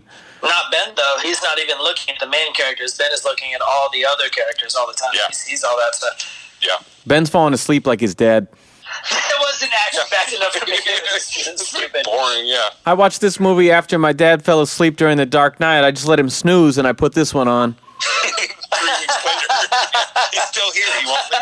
He's in a very deep sleep. We already talked about the bad choreography, but the line that's now become iconic during the pandemic is that, you know, the mask is not for you, it's to protect the people you care about. I like that I've seen little like cartoons of that or memes of that coming back from that scene. I even saw it on a fucking like movie theater billboard. There was a photo of that going around, but I thought that was using a good Batman moment. It's like in Justice League when he's like, just save one person, you know? It's like one of those good inspirational little Batman lines that could actually do good in the real world. I thought that was cool. That My mom's name is Martha. yeah, that one. It also applies to that. Let's see. Selena gets the bat pod and automatically knows how to use it and is insulted he would even ask. I do like the part where she's kind of pleading with him to just bail. Just bail. Christian. Sorry, I didn't mean to set off my Evan triggers. But Yeah, you fucking did it. You did it, bro. Yep, I triggered you. But I like the whole you've given him everything, not yet. The way that line is delivered, I really like. You know, people talk about Bale's delivery, and this is the poorest in terms of the three films. He has a strong lisp in a lot of it, but His accent falls apart the most when he's Batman. yeah. But I thought that scene was really well played. Visually, later on, especially mostly around the motorcycle times, I don't know that it was intentional or not, but it made me think of Anne's figure. I don't know if they did anything to like a corset or something to thin her in the hips or anything like that, but because she's wearing this dark thing, sometimes you get these shots where really that's all you got. No details, just like the dark silhouette of her shape, and it made me think of Batman the Animated Series and how thin Catwoman's like hips are, like her waist down to her hips are like very defined shapes. It's a cartoon, obviously, Yeah. but then it also made me, because it's just solid black too, also made me think of Eartha Kitt and the old Batman at the same time, and same thing because it's a little more old-timey, so everything was very like triangular hips or triangular waistline. And like modifying a woman's figure was more... Exactly. So I don't know that they did that in this or not, or if she was picked because of physical similarities or something, but She probably got like really good shape too, I think. yeah, but it was cool, like, oh yeah, that does make me that resembles this character from previous incarnations. I watched a lot of the cast interviews the other day just in prepping for this, and every single Anne Hathaway interview, they're like, oh my God, that was so great you got to be Catwoman. You know, they talk about her doing her own stunts. They're like, you are in such good shape. Like, what did you do to get so, like, and every single person is saying that. She's like, yeah, I mean, I did a lot of training for the stunts I and the... exercised a bunch. I had professionals help me exercise. But it was I like... ate less than I normally would, and it was healthier on average. But it was like too much. In one of the interviews, this dude takes it too far. She doesn't let him off the hook at all. And it was probably the end of the day too, of interview after interview. Yep. After interview. Same question. And he's like, you just look so good. He's like, I mean, you're so fit. I mean, you're always fit, but like, how did you like slim down and fit into the? And she's like, did you just ask me how much weight I lost or whatever? And like, fucking. And you used to be kind of fat. I Watches. would say for an actress, you're fat. But like, and now you look less fat. And I just wonder how did you it do happen? it? she lets the dude totally like panic and then laughs in his face. And I thought, on one hand, that is as much as you could fight back in those circumstances. But she also was playing it off as if like, oh, no, I'm just messing with you, whatever. So like, I wasn't sure, but it seemed like she was probably really sick of everyone being like, oh, you used to be so hideous, but in this one, you're fucking on fire, you know?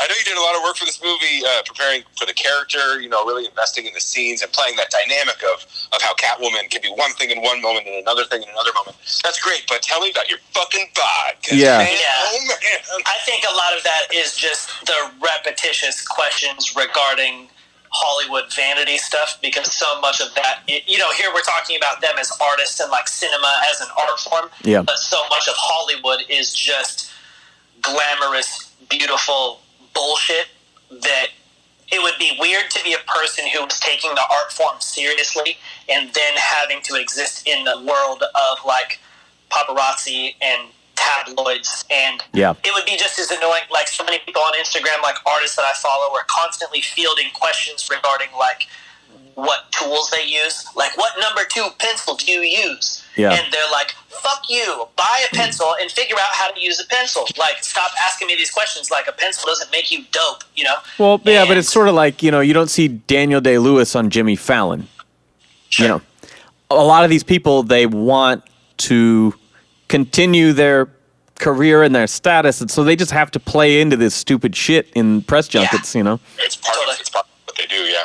Yeah, you put like full shifts in just doing like press interviews or something. That sounds like Yep. Months around Yeah. the world. Yep. Yeah, it's got to be mind-numbing.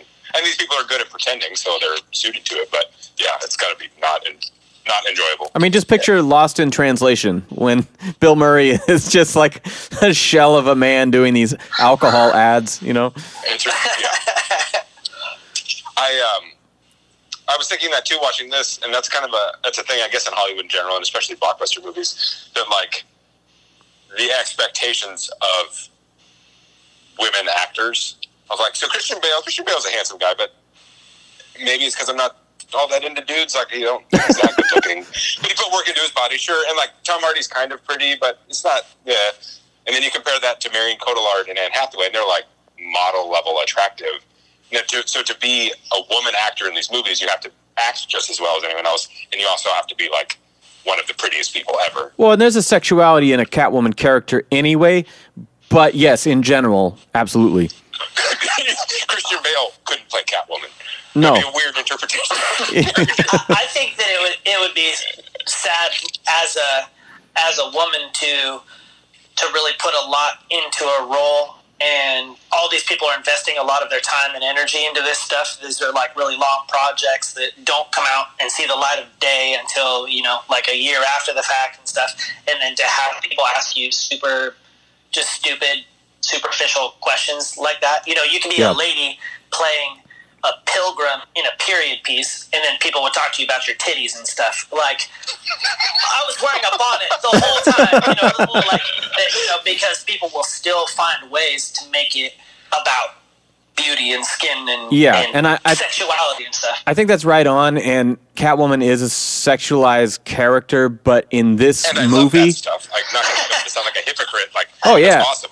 yeah. It's- I mean, but- we watch comic book stuff because it's people who are stronger and faster and smarter than us and more attractive. looking. Yeah, more attractive than us, and like everyone. Speak for yourself.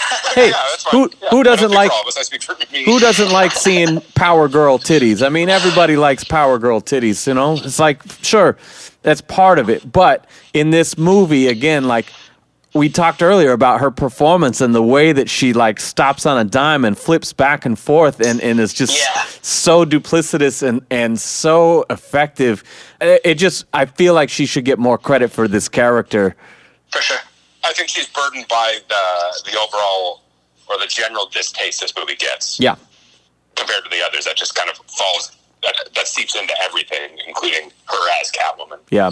I like that the only real nod to her being actually Catwoman is her little, like, lens kitty ears, like when her little lenses are tipped up, because otherwise it's just you're wearing a dark suit because you're sneaky and you're robbing places at night. There's no other real Catwoman anything. She has the cat ears in the dance, too.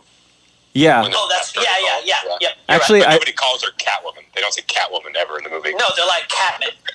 Catman, yeah. Yeah, see, Ben was a consultant on this, remember? Yeah.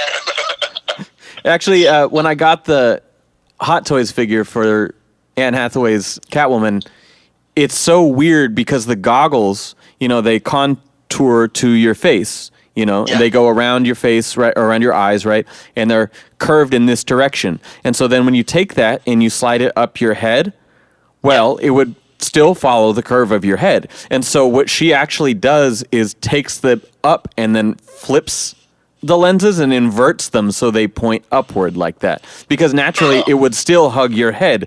And so when I first got it and I was trying to figure it out, I'm like, why doesn't this fucking look right? Like, this is so weird. And then you have to like loosen it, flip it upside down, and then seat it down. I always thought they were like really dramatic Speedos, where the inner eye part was like flat to the face, but then they went off straight away from the face on angles so that they would be almost like Mr. Freeze goggles or something, where they stick off your face, but only on the edges. In my mock-ups that I did for the film, that's what they looked like. In the storyboards. Did her figure come with a big old, like, anatomically correct wiener? No, just the Bane. Huge long wiener, very small waist. She was 8 feet tall. They didn't quite use everything I had, but, you know. I feel like I have to explain that now. If you don't follow the Instagram page, when I got this Bane figure, it was like it wasn't Hot Toys, it was a knockoff, and so they recommend you buy this generic body with it, and then they have the costume and the head and stuff, and so I ordered them as a pair like they recommend. When I took the body out of the box, it's just a naked man's body, they give you the hands and the feet and the different options, right? But then there's two little things wrapped up that you can't see what they are, and I pulled one of them out, and I found a flaccid cock and balls. Me and my wife were there opening this up together, just laughing, right? And then she has. Sounds exciting. I had already. I like this. I like where this is. I had already given her the other wrapped up package, right? And we're like, oh my god, which one do you have? And so she unwraps it, and it's this massive boner. And then I started looking up this figure, like, wait a second, so what are people using this for? What you know, like type in the search engine, you're like, boner. No, I because received in the mail. It was veiny venom bane boner. Bane boner. No, it's I think the body is called Fiken. It's like a Fiken M35 or something like that. So I just looked up reviews of that. I was like, man, are people making like action figure pornos with these, or like what is the goal here? I hope so.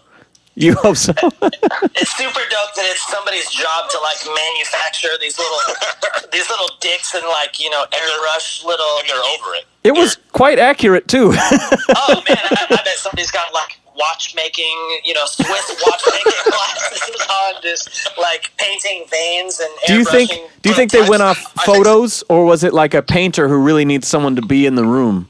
Probably the second one. You always have to have a model.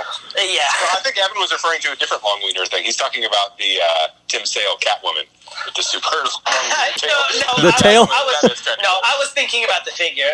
Also, I like that whole story because it's like because I know how excited you are about stuff, so I'm picturing it's like you and Lady, and it's Christmas, and then you get to these other like little wrapped up like mini dicks, and like you're super pumped, and then that's what you find. Yeah, it was a good laugh. It's exciting. So I have to get into the third act of the movie here. This is where a lot of the issues happen. We talked about the big showdown where you've got Bane's whole gang and all the cops. They're storming the courthouse or wherever they're at. And that's when we get this line I think I mentioned on the Dark Knight episode where, you know... to get nuts. Yeah. Bane gives him the whole, like, so you came to die with your city, you know? And it's like, yeah, that's cool. I don't mind that. And then the camera stops moving and Batman stands there and stares at him and goes, no, I came to stop you. And then split second, they take a beat. So you can be like, you heard that cool line, everybody? Yeah. And then they go and fight. And I'm like, that is the dumbest fucking shit. Because as they're walking through the crowd toward each other, they're fucking shit up and they're like building towards it. And there's this anticipation. And then they just ruin all the momentum with the dumb fucking villain dialogue. To say nothing of the fact that when they stand there staring at each other, you can really appreciate that they're surrounded by hundreds of actors just kind of shaking each other back and forth and not really doing anything. Just like a medieval fight. Nobody resents anyone. Yeah, everybody in the medieval fight honors like the one-on-one battle technique. They never like take out a rogue person just standing there like two of them gang up and kill somebody. Yeah. Everybody's like, oh, he's delivering a dope line. Let's leave him alone. Be quiet. Don't attack him. Shush. What I wondered about when I watched this was with all the extras fighting each other, right? Is that pushing each other? Like, to what extent? Well, like when they're rushing, you know, and they're doing like the sick of it all wall of death. What is choreographed? Because do you take like the first 10 guys in the line, right, and go, okay, you and him are going to run into each other and do this move, right? You and him are going to run into and do this move. And the rest of you guys just fucking run behind them, right? Or is it just like, all right, everybody just fucking run this way and use your moves? Like, how detailed do they get in something like that that's so massive? That makes sense. I think that's about right. You guys are going to engage each other. That way you wouldn't have one guy kind of like attacking the dude like to his diagonal. You know, you'd pretty much take on the dude who was in front of you, and then everybody else, though, push through the line, try to get to the next guy. Maybe they have some of the very front stuff kind of choreographed. You know, Sam punches me and I fall, and then the guy behind us, though, that's kind of a free-for-all after that. You know, maybe some of the initial impact is, but I think after that it's like, pretend to hurt each other until we call cut on this shot. Yeah. So that was my first strike one, was that dialogue there, but I really do like the intensity once Batman disables Bane's mask and he starts having to kind of fight one-handed and he's panicking. We get this great shot where it's like a video game and someone is just pushing all the buttons at once and fucking Bane does that like combo move, punches out the pillar. Like I fucking love how he's just wilding out like there at the end. For sure. Well, having watched MMA stuff, there's no rules against attacking somebody who's been injured in a certain way. So Batman, it was revealed to Batman that Bane is injured, Bane is in pain, the mask helps manage the pain. So if somebody revealed his weakness to him, that helps, and you would want to attack that. Just chip away the thing that you know is doing the most damage. I imagine, like, and I didn't even appreciate that any other time I've seen this movie, that when he damages the mask, it's now he's like exposing him to extreme pain. Yes. And so now he's losing a little bit, and that's why he's flying into the rage of just like body shots and punching the pillar and just punching anything near him and in front of him. For sure. He's now distracted. He's not focused. The pain is holding him back, and I think that's the majority of it. And I mean, he's sort of the same desperate that Bruce was when they first met. For sure. Yeah, totally. You've exposed a weakness, whatever that weakness is. Before, it was just Batman's lack of strength compared to Bane's strength. And then Batman kind of cripples him in this part, and his vulnerability creates the opening. And specifically, he's been training for 5 months too. He doesn't underestimate him. He's ready for this fight. Yes, he's been healing his spine in a stone prison and rock climbing. He's good to go for a fight.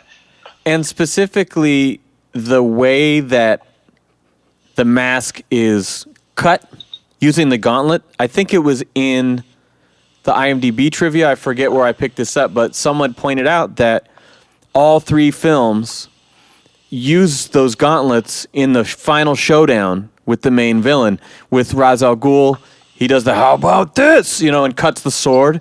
And with the Joker, he's got him pinned down and he's got the detonator in his hand, and that's when he shoots them to knock the detonator out of his hand. And so I thought that was pretty cool, the way that they found ways to use the technology that he had not invented, but that him and Fox had sort of teamed up on and thought this is going to be the shit that I will need to be a good fighter out there.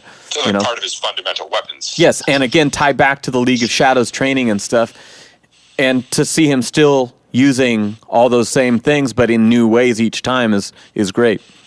Uh-huh. There's so many things where maybe I was just like a slave to the the groupthink of this movie is bad. Yeah, I never thought this movie was bad, but there's definitely a time like 4 years ago where I didn't like it as much as I do now. Like I really enjoyed it this time watching it. And thinking about the ending of how, like, Bane goes down just with Catwoman shooting him and thinking that was lame, but that's not really how he goes down. Batman beats him. Yeah. That's the end. And then everything that happens after that is just a little separate thing. Yeah. Bane's end is Batman beating him. That's the end of his story. Yes. And he isn't the Bane that has the benefit of Venom. He is just a thick, strong human. But even in the comics, the whole idea of Batman losing is just because he's at the end of his ability. Yeah. Like, if he was completely fresh and wouldn't have been worn down, he might have beat him then, too. And they do this in a great way because you can't do the whole first book of Nightfall in a film. You can't do that. So the fact that they use Bane after an 8-year gap of him he's not been Batman, just being decrepit and down. Yes, exactly. Like, that was a really smart way to adapt this character and the storyline. Visually, though, the Batman from Nightfall looks like more of a breakable character than the live-action Batman, though, because Nightfall Batman is still wearing spandex. And how... Oh, yes. There's no armor. Yeah, hell yeah. Ben said he wasn't... I don't know if you noticed. Oh, I noticed. Ben said he wasn't really into guys, but he didn't specify how much. Leave an opening. I know that when Ben talks about his lack of attraction to men, it's in real life, but not to cartoons and comic books. Like that's where it's Don't all. cut avenues off. Is what I say. Yeah, for sure. I think it's best to be available. Who knows? I'm open, but he seems. That's how Bane seems to me. Also, like stronger than a normal person, endured circumstances that a normal person hasn't endured, but still human. And he doesn't even have the benefit of the technology that Bruce does because he doesn't have the funding and he doesn't have all the tech. That's true. So, I mean, shoot him and he dies. That's how it works. Yeah, I mean, he's an intellectual match. He's a match in terms of training and physicality. But yeah, he doesn't. Again, he's not afraid. He's not afraid of anything. Yeah, but he doesn't have the same resources. Sure. The only thing I would, because I thought too, along with that, realizing that the mask is a painkiller, basically. If there's anything there with, like the Venom, the idea that he doesn't feel as much pain, physical pain. Yep. Because the mask is pumping him with painkillers or drugs. Yeah, that's true. Well, just you saying that and like painkillers made me think of like any time that I've had surgery and like they give you Vicodin, but all it does is make me like wear pajamas and sit on the couch under blankets. like you picture Bane like that? Yeah, no, I'm just like, why is he so angry? Then like if it was me, I'd be like the Blanky Bandit or something. Like I don't even know why he's mad. If he's on morphine all the time, then you'd think he would just be just the chillest dude. That was actually one of the shots that I took a screenshot from Nightfall was Bane in full costume but with his mask off watching TV, like watching the news about Batman and stuff. But one thing I'm really glad we didn't get, and I tip my hat to Nolan for this, we have this very Darth Vader-like portrayal of Bane, and in the end, when his mask is damaged, we do not get a Return of the Jedi mask off reveal, you know. Bruce, come closer. Yeah. So I can see your I really liked, because they could have easily gone that way. Like, you never let Tom Hardy's face really emote that much besides his eyes, and the fact that they never go there when it would be a selling point, I think. For the ladies. I appreciate that. Well, you do see his face in the flashback, but that's before he's Bane, so that's okay. Yeah, and that's barely. Well, and because... I watched the movie in slow-mo, you bastard. I thought you always watch it sped up. He's watching it right now. Yeah, in front. I see it. Because I don't know. This is about real time. his character isn't who you thought he was, anyways. So unmasking is kind of irrelevant. He's the Joker.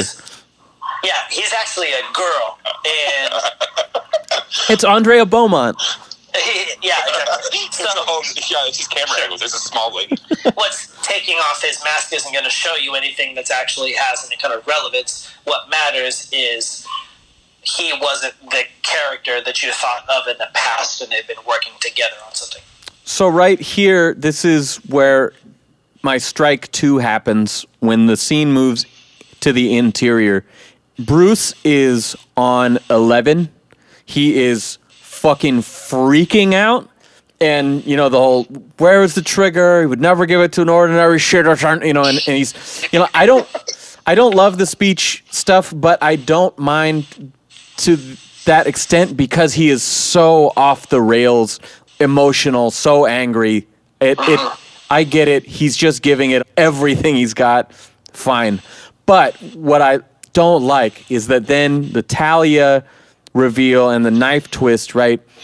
This dude just beat Bane in hand-to-hand combat, and you have this small woman kneeling right in your face with this knife that's in your side, and he doesn't knock out this woman and take the fucking knife out. Yeah, instantly. I would see that you'd be shocked for a second, but you're fucking Batman, so you should have set on fire. You should have literally removed that threat before your head was turned to see who it was.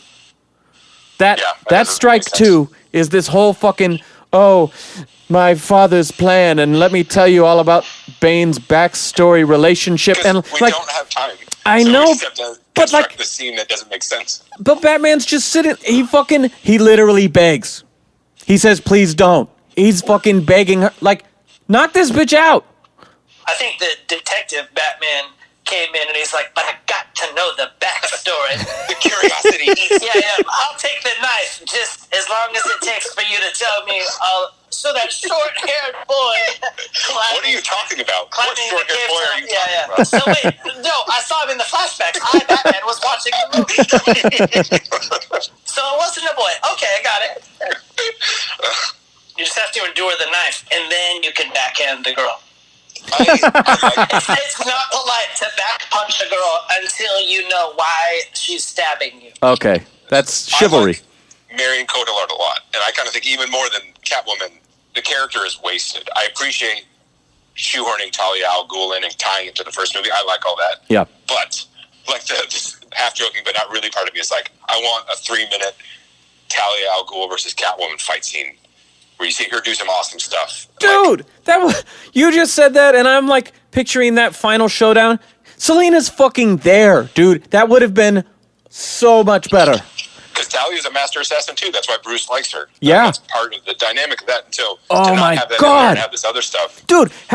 Picture that. Weird. Picture that. Catwoman rolls in, blasts Bane, right? But fucking Talia's still there. The two of them go at it while Bruce is all fucking fixing his goddamn tourniquet over here, right? He's got to go get to the bomb. He's moaning in the background. Oh man, I love that though, because then he's rubbing his cod piece. I mean, I do like the scene where the Bat is chasing her through the city, and you have the like heat-seeking missiles, like he's fighting his own tech with the tumblers coming at him and shit. I think that shit's really cool looking, but it would have been equally, if not cooler. You're right. If Talia and Selena go at it in that sequence right there, and then the timer, Ev's favorite part, the real-time 11-minute timer is going. And then he's got a fucking... There was a minute there that seemed like it was a very long minute. Maybe. I don't know. I didn't think to time it. But then he's got to still go take the bomb out of the city. You can still have all the shit with John Blake on the bridge. I like that shit with him trying to rescue the kids. It's sort of the Avengers, showing the civilians impacted thing, but it's done better. I just think all of that works. But man, that extra little showdown would give Talia more weight. And then Selena takes her out one way or another. And Batman still has to go save the day with the bomb. Like, that would have been fucking awesome. Not everything has to be a fight, and movies don't always need more action, more fight scenes. But that's a time I think that's appropriate for that character. It would have given her more to do, and it could have added more weight to that scene instead of her just showing up and shooting Bane with a gun. And with Talia just stab and not move, that's not showing any sort of training or prowess, really. She's the only other person who climbed out of that prison as a child. Yeah. She should be a fucking badass also. So what if Bane is disabled, right? Either from the pain or from Catwoman, right? And then Talia reveals herself by then fighting Batman. That would work too. Stabs him and then kicks the shit out of him because she's also extremely tough, and now he's stabbed. Exactly, which puts him at enough of a disadvantage, just like he was in the beginning with the first Bane fight.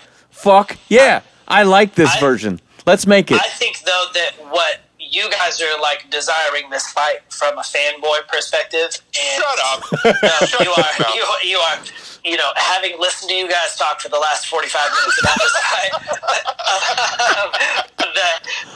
that I think that, so picture you not having any comic book experience and not even actually knowing who these characters are. So I already know what you're going to say. Yeah, pretend that you're a less educated, less attractive person, and you don't know anything about Batman. I can't do the second one. I know, it's fucking hard for me too. But, so, lady stabs, lady shoots, bang, bam, and now they're in a brawl. Like, this girl previously was just like a scientific mind at the head of Wayne Corps, and now she is fighting Batman toe-to-toe.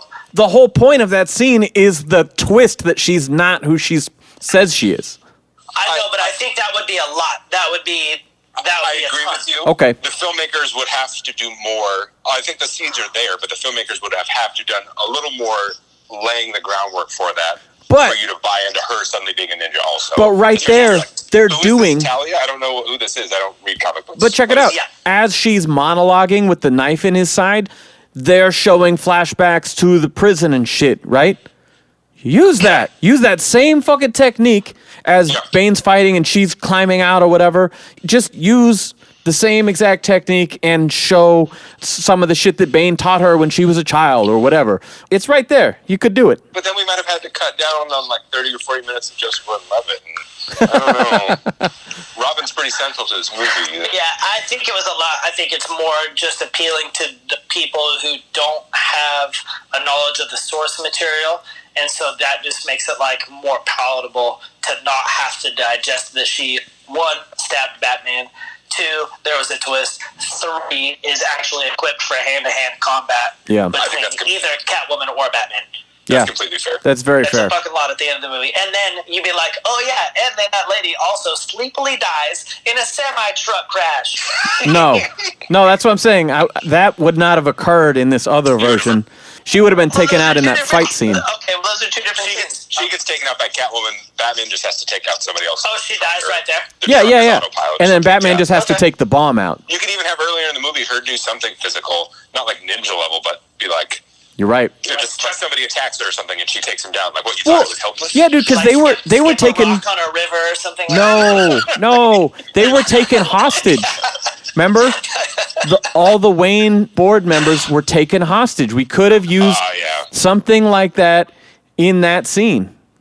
But don't you think that would reveal too much of this potential character? I mean, but again, think about like survival skills, not like fight skills. Like he said, it could be a parallel to it that shows physical ability without showing like fighting capability. Yeah. There's a lot of nuclear physicists who are also karate masters. She's not a physicist. She's just like a titan of industry. Yeah, she's like a philanthropist. She seems to know a lot about... evil Bruce Wayne. No, she seems to know a lot about green tech. Just like Bruce Wayne. I forgot to mention that when... Don't change the subject. I just back in the notes, when Bruce gets back to being Bruce, kind of, and then they have that, like, charity thing that's really her charity thing.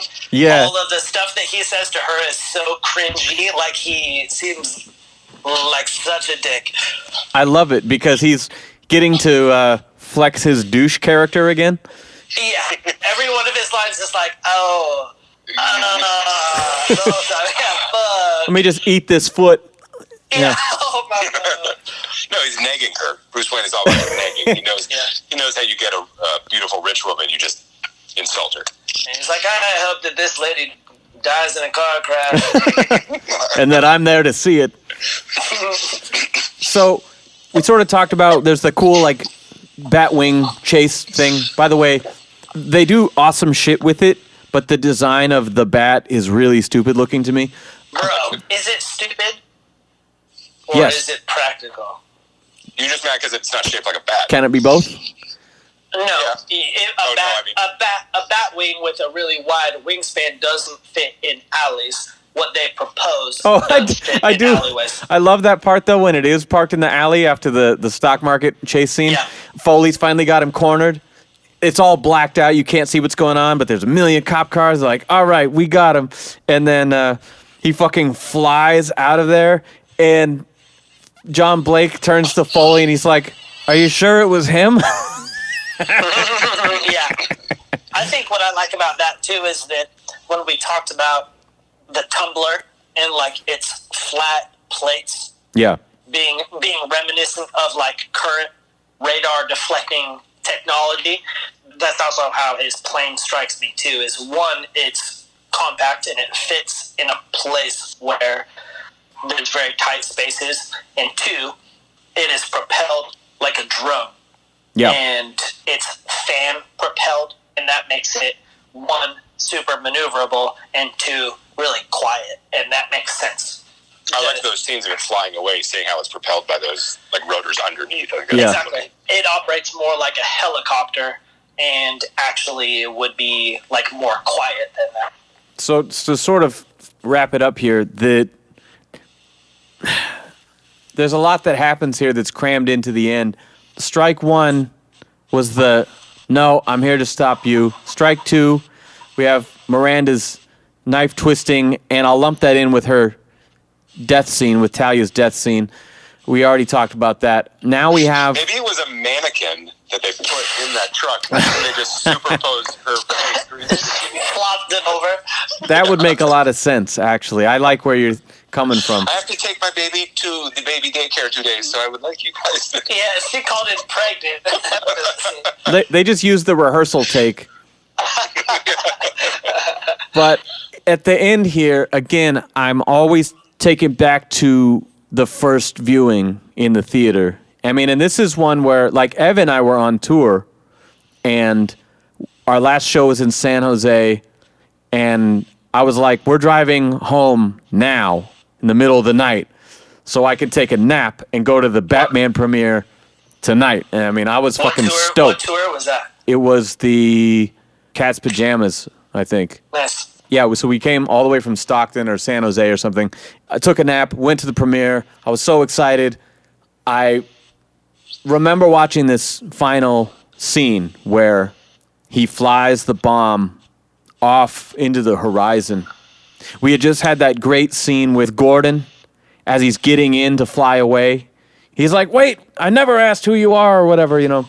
It's just like giving a blanket to a kid. Tell him things are okay. Yeah. It'd be funny if Gordon pictured the wrong kid, you know. The thousands of kids he's helped in this terrible city. Yeah. But So many jackets. I've given, like, the jacket is like the least thing that I ever do. but I mean, at this point, we've already had a goodbye with Alfred, and so Gordon is kind of the last character who's been within this whole journey that we have this great emotional send-off, and he flies off. I watched that detonate over the horizon, and yeah, you guys are just fucking fanboys. I am crying in the theater watching this, and I'm thinking to myself, I can't believe they fucking did it. Kind of like when I saw the first trailer and they show the broken cowl and they're using Bane. I'm like, oh my God, I can't believe they're making this. They killed Buttman. They fucking killed him. It hit me because it was emotionally powerful in the scene, but it also hit me just as a human being outside of the movie, thinking that the creators of this film, that, oh my God, Christopher Nolan, you took it there. You actually killed him. You martyred him. This is the greatest fucking ending for a Batman trilogy I could have ever asked for. Holy fucking shit. And I could not contain I was feeling many things at that moment, and I absolutely loved it. So strike 3 for me. Again, you follow it with fucking Alfred Pennyworth's heartbreaking "I failed you" monologue at the grave, and then they throw all this little fucking shit at the very end. They're like, "Oh, Lucius, well, who fixed the autopilot? Oh, it says Bruce Wayne. Oh, fuck." And then, the missing pearls on the manifest. We better find those. And then fucking, "Oh, you should use your real name, Robin." And then fucking, the bat signal is repaired when Gordon goes up on the roof to sulk. Oh shit, it's there. And then the cafe at the fucking end. So it's like, they give me the greatest ending I could have asked for. I have fucking tears, not just in my eyes, coming down my fucking face. I am so satisfied with the end of this movie, and then they give you like bam, bam, bam, bam. Just kidding. And I was pissed. I would have been bummed if Batman died, and I liked the ending that they presented to me. That's what needed to happen. He started this out hopeless. Alfred said, "This is what you want to happen," right? But he didn't go down in a fucking street fight with Bane. He went out saving every fucking buddy, man. Like, he But also, why would you die if you were smart enough not to die? Because it was over one months. You don't know. No, dude, he's smart enough to. I just love that sentence. I give that's the whole basis of the character, is that he's so smart that things don't kill him. That's fair. Well, I mean, like Lucius was like, no autopilot. You gotta be the guy. Blah. And then it shows that, like, yeah, he figured it out. I think it's super dope. I love the way this wraps up. I hate all of those I'm right in things. between, because I think they accomplished both goals. They killed Batman. Batman's dead and gone. They put up a statue to him. He's not in the city anymore. He's not going to help them. Bruce Wayne Batman. Yeah, Batman is dead. Bruce Wayne lives. He goes on.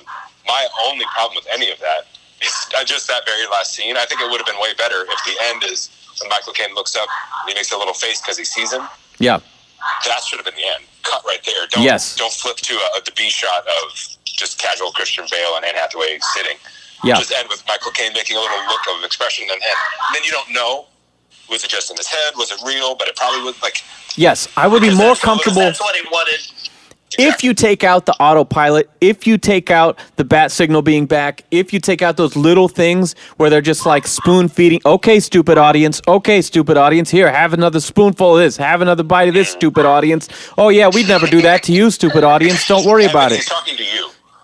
It's the whole... He's just calling you that. I don't think you're stupid. He's just saying it, though. Fuck you, Sam. It's like the fucking, the water mains guy at the end, of Batman Begins. It's just like, here you go, stupid audience. They don't trust the consumer enough in this case. And maybe that would have been a big uproar, and people would have, oh my God, you fucking killed him. Oh, whatever. But like, at least it would have been the other way. Oh, Batman survived. Oh, well, he didn't fix the autopilot. The pearls were still there. This movie's so fucking dumb. It doesn't... Oh, my God. Again, it cuts both ways, but I'm just saying, if you did keep the ambiguous Alfred, then you'd have to remove the other things that make it obvious. I think they should have just fucking killed him, had the goddamn funeral, and the Thomas and Martha home for the children, and that's the fucking perfect end to the movie, and he has given his wealth to... help the next generation of struggling people. He has given his body, his life for the fucking... Just look at Evan's face. I know. He hates it. But I was like, and he's given his life to protect people from Bane. I mean, it's perfect on so many levels. And again, that was his purpose. We talked earlier about, he's just holed up in his house. He's all pathetic. And then he has something to fight for, something to believe in again. And he fulfills that. You think that dude is going to have a happily ever after? Get the fuck out of here. Now that he met a beautiful woman who matches him in intellect and skill and cunning, now life is exciting again. Yeah, it's not like Selena Kyle's going to fucking dote on him and suck his cock every day, though. He doesn't want that. He's an insane person. He wants to get punched in the face, thrown off buildings, and whatever nonsense. Billionaires get their wieners touched on a daily basis. Yeah. That's nothing to him. It blows my mind that you wanted Batman to die. That's I never thought that. Well, I never wanted that going into it, but when it happened, I could not help but admire the balls of them taking such a big risk and wrapping it up in such a heavy way. Evan, you just have to talk over him. That's how we do it. I can't do that. So the balls that get so big in front of your face, and the balls get so much smaller in front of your face. I learned how to talk over people from Sam. Because he was the first person more than a decade ago where I would be talking to him and he would just start talking over me. And I realized there's no malice behind it. That's just the way he converses. So you just do it. And then I'm not offended in any way, nor am I like weak or anything. My parents instilled like polite conversation in me. You're polite, you're nice, you're considerate. No, I just talked and I listened. The end. I get too excited. I know, you get pumped up. It's good. I like it. I like letting You had a second point, though, and he talked over it. What was your second point? One, I just can't believe that you were into Batman dying. Two, how is Shoemaker going to make a better movie than this if Batman dies? Because that just, like, sets a weird, he has to be alive when Shoemaker makes another trilogy. If Burton killed him off, we would have never had to sit through those movies. That's true. Too bad he didn't do that. Too bad he didn't fucking fuck you. How about that? Like if they're sitting in the back and he's got Selena's cat on his lap, and then the car just crashes because they're in the snow, then the Batman Forever just doesn't happen. There's a Batman suit in here too. Yeah. He tosses the cat at Alfred, and Alfred gets in a car accident. That's the end of it. Oh, think fast, Alfie!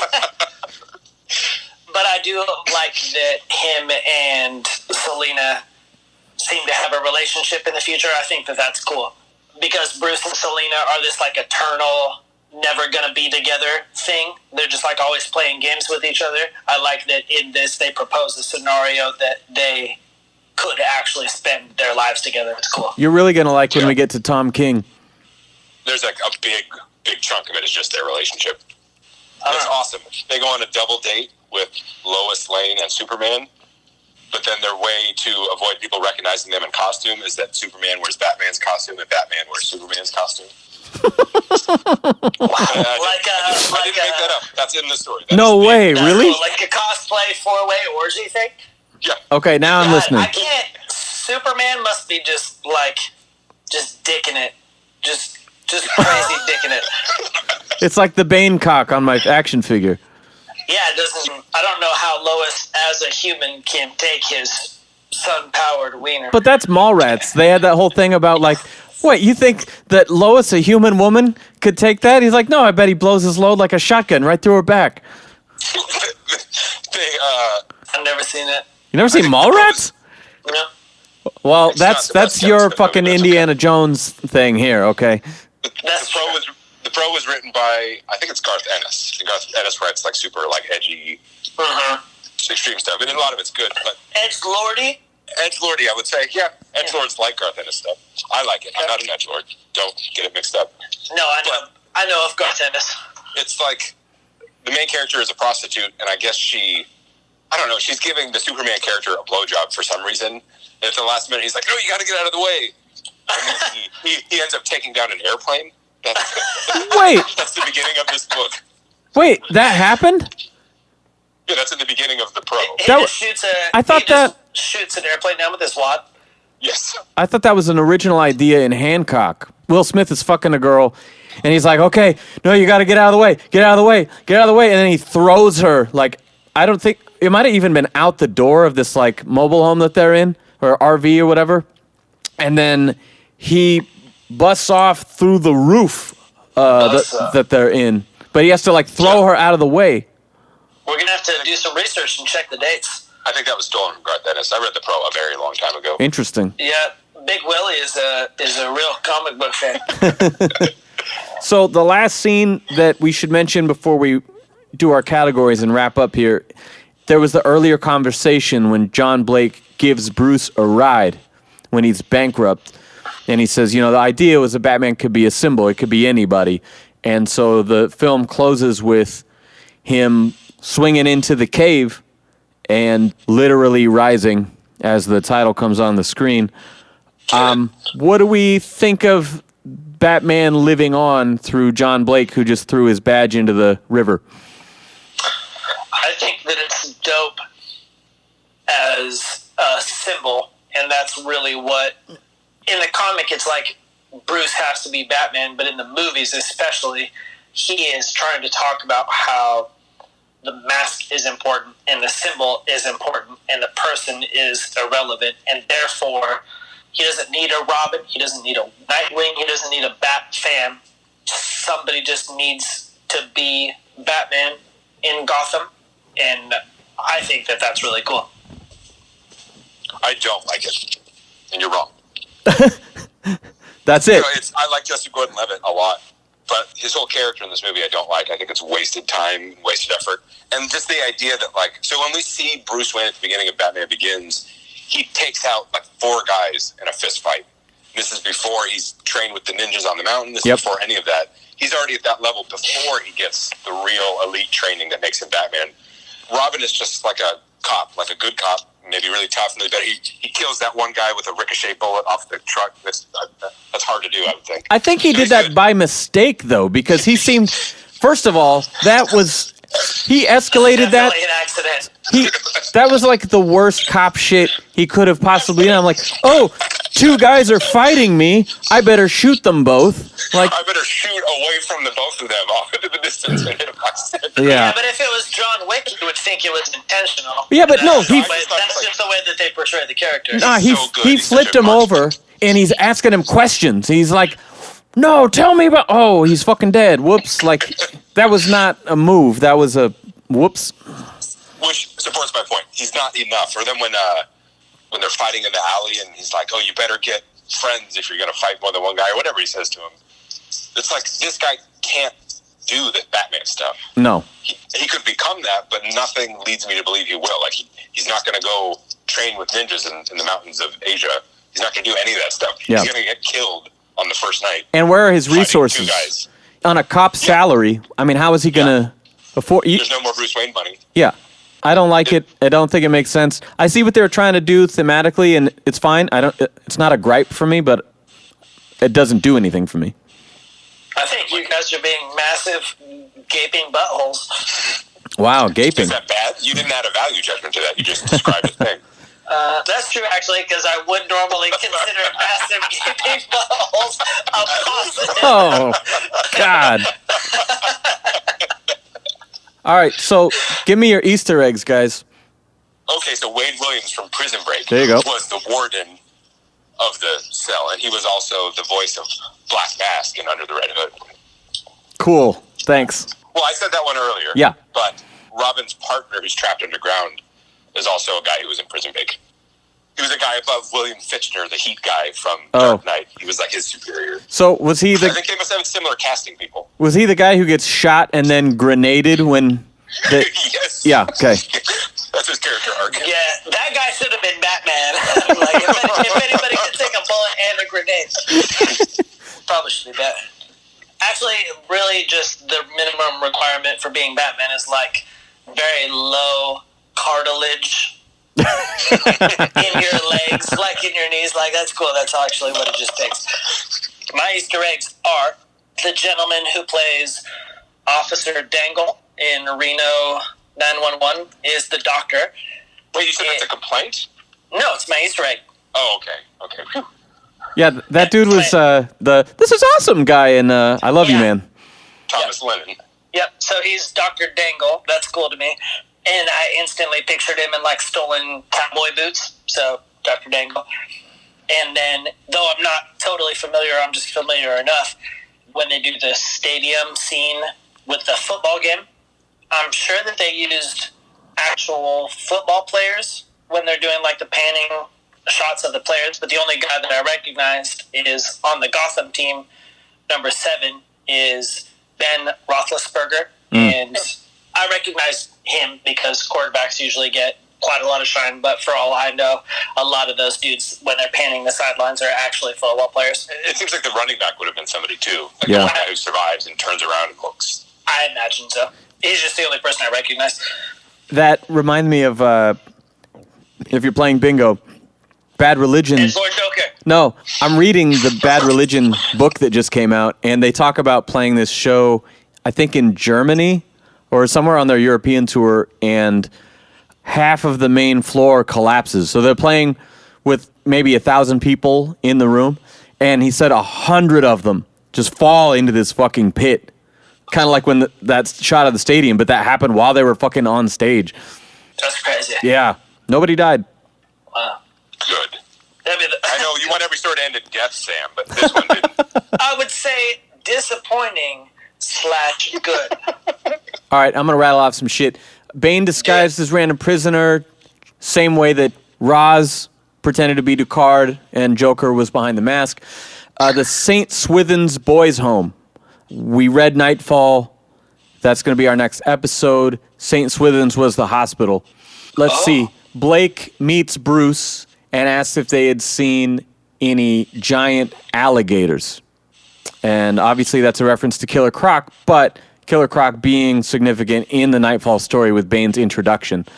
Nice. That's also a sewer thing in general, though, I think. Yeah, I mean, that's how I took it, and I think that's how it would play for most of the audience, but in watching it while I was in the middle of reading Nightfall again, I was like, oh yeah, Croc's in this significantly, though. Seen a ninja teenage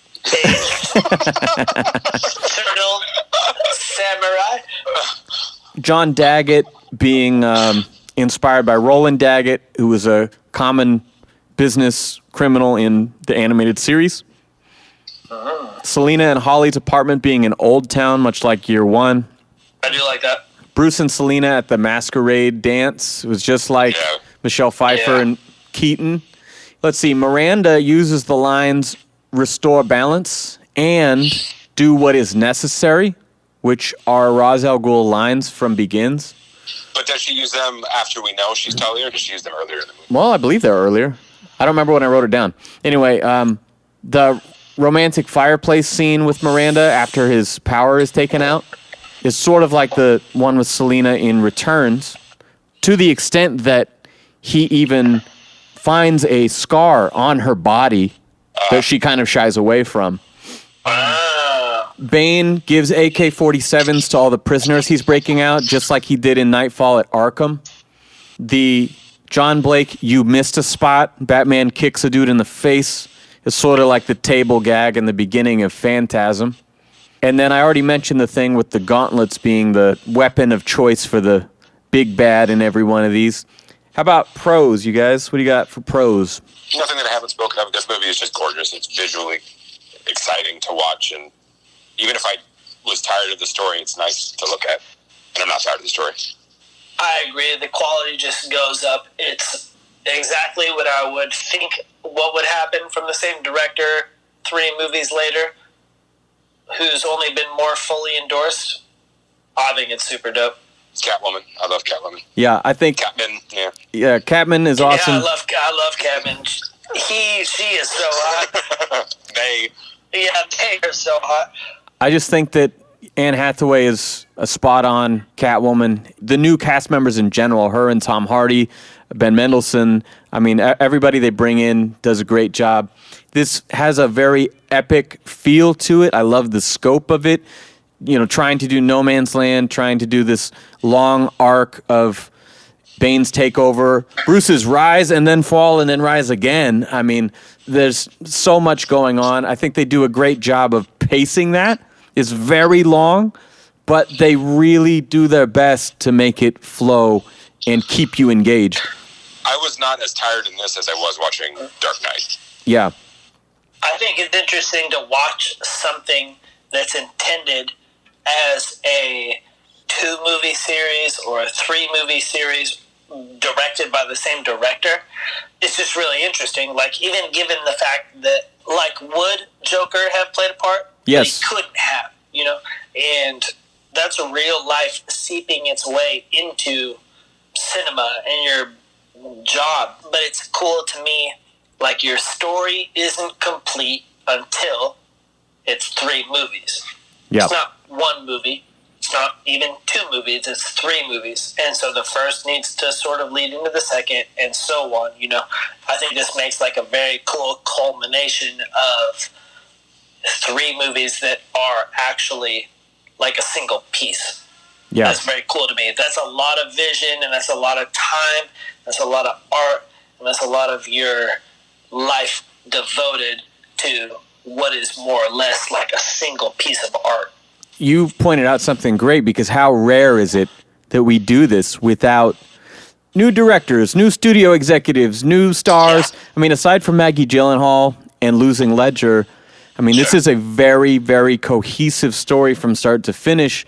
And I think that it being that statement of one auteur's vision over 3 films, that was part of the reason I was so on board for Batman dying at the end, because it doesn't, the other 2 leave it open-ended.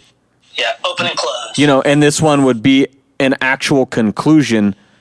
Yeah. You know, and so it does leave it open-ended as to, oh, well, they live in Europe now, and they're not crime fighters. What do they do now? You know, and so I like the idea that how amazing it was to actually have one person take us all the way through this story and give us the conclusion he wanted. And you know what? That is the conclusion he wanted, so, you know, that's fine with me. So in your face, Sammy Warm Hands. Yep. Yeah, suck my butt, Sam. Oh, yeah, and the music. I forgot. I have to shout out Hans Zimmer. I think the music got even better in this one. Yeah. Cons? I don't know if it's a con, but there's a funny shot, and it kind of makes me think of the way you guys described the Talia al Ghul death scene, where Matthew Modine... I was spotted. Foley standing in the street, and I guess there's like a shot of him like running at something or shooting somebody, and he's in his uniform, and then they cut to interior Talia al Ghul inside the tumbler, just like, shoot them. Shoot them all. Yep. And then they just cut back to, it's like Matthew Modine just laying on the ground. Yeah. And the camera just like quickly pans over to him and focuses on his face and then cuts away. Not only is that silly, because they missed the scene of him dying, I just imagine them on set like, okay, Matthew, so get on the ground. Can you twist your leg a little more, though? Just, you know, like bend it. Okay, now close your eyes. Okay, now we're just going to swing the camera over. Okay, perfect, we're good. Okay, see you. Okay, you're dead. More dead. Yeah. It's just weird. Kind of a con, but just a weird thing altogether. There's a weird shot that I don't like where they have Bruce and Lucius. He says, you know, normally these conversations would end with a request. And he's like, why don't I show you something anyway, right? And he opens up the secret passage. But the camera hangs on him for a long time. And he's just grinning, like right this way as it opens up. And he's just staring. And then finally says, just for old time's sake. And it's not that the line is bad. It's just they let it hang for so long with the goofy grin on his face. I'm like, that should have already ended, and then it would have been more effective. It's such a short film. They had to pad out, you know, take the time and you can get it. Morgan Freeman's going to get his jokes, okay? He's got to have that in his contract. I only thought that, granted, none of us, myself included, are experts on this stuff, but they're transporting this, like, nuclear hydrogen bomb reactor thing in, like, a semi-truck. Yeah. And they're, like, romping around in this truck. And how is this thing not exploding? Like, I don't know how this shit is contained. I don't know how a reactor works. I don't know how this nuclear bomb thing works.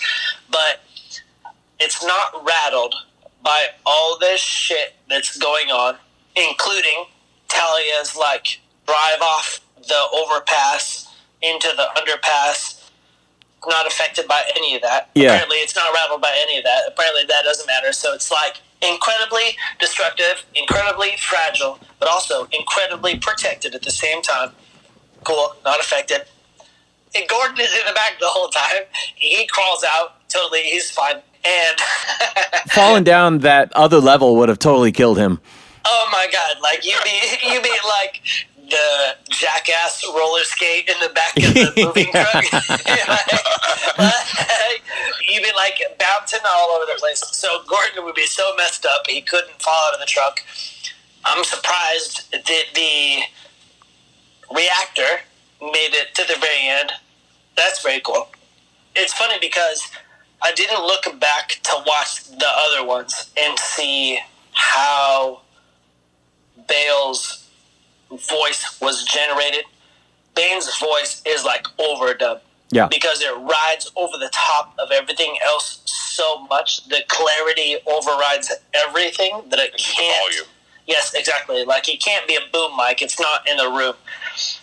And and I'm not saying I don't hate Bale's voice as Batman, but what is it? Like, what am I hearing? What's making the sound? Because it doesn't sound generated. It doesn't sound like an effect. Like, what am I hearing? Then when you get to the very end, and he's flying his craft out to the bay, you get these front-on shots, and you see the underside of his nose, and his nose is plugged. And I realized that, it's flat at the bottom. He doesn't have nostrils. Oh, yeah. But having used snorkels in the past... Something which you are an expert in. No, I'm not an expert, but I've used snorkels in the past. What your voice sounds like while plugged, when you're not able to use your nose, like when you use snorkels, is what his Batman voice sounds like. So, like, his voice is just generated by, like, the inability to actually use your nose holes in your voice at all. And that's what contributed to his Batman voice. I thought it was, like, somehow generated by something else. Maybe it is, but it's like your nose holes. Just the plugged nose clogging up what he's saying, and you can't. But it is, though. Like, listening back to it, it sounds restrained by something. And the restraint is that his nose isn't available for his voice. Like, I'd have to look back at the other two movies, but I think that it's just his nose holes being plugged and not available for his actual voice. It's art from adversity. You know, you take limitations and you turn them into strengths. And I was trying really hard to not cut you off, and so I thought you were still on the points about the nuke. And then I was like, oh, no, this is taking a different turn. But you reminded me of Fight Club, where even Tyler Durden is like, whoa, you're shooting at a fucking bomb. You know, like at the end when Jack snaps and he's trying to shoot Tyler, he's in the parking garage in front of the van that's full of explosives. Yeah. And like, even the figment of his imagination is going, whoa, stop, don't fucking shoot at this. Meanwhile, you have Batman flying around in the Bat, shooting at the semi with the nuke in it, that Gordon's also in, trying to get them to, no, turn this way. That's fine. I have an argument against and for that.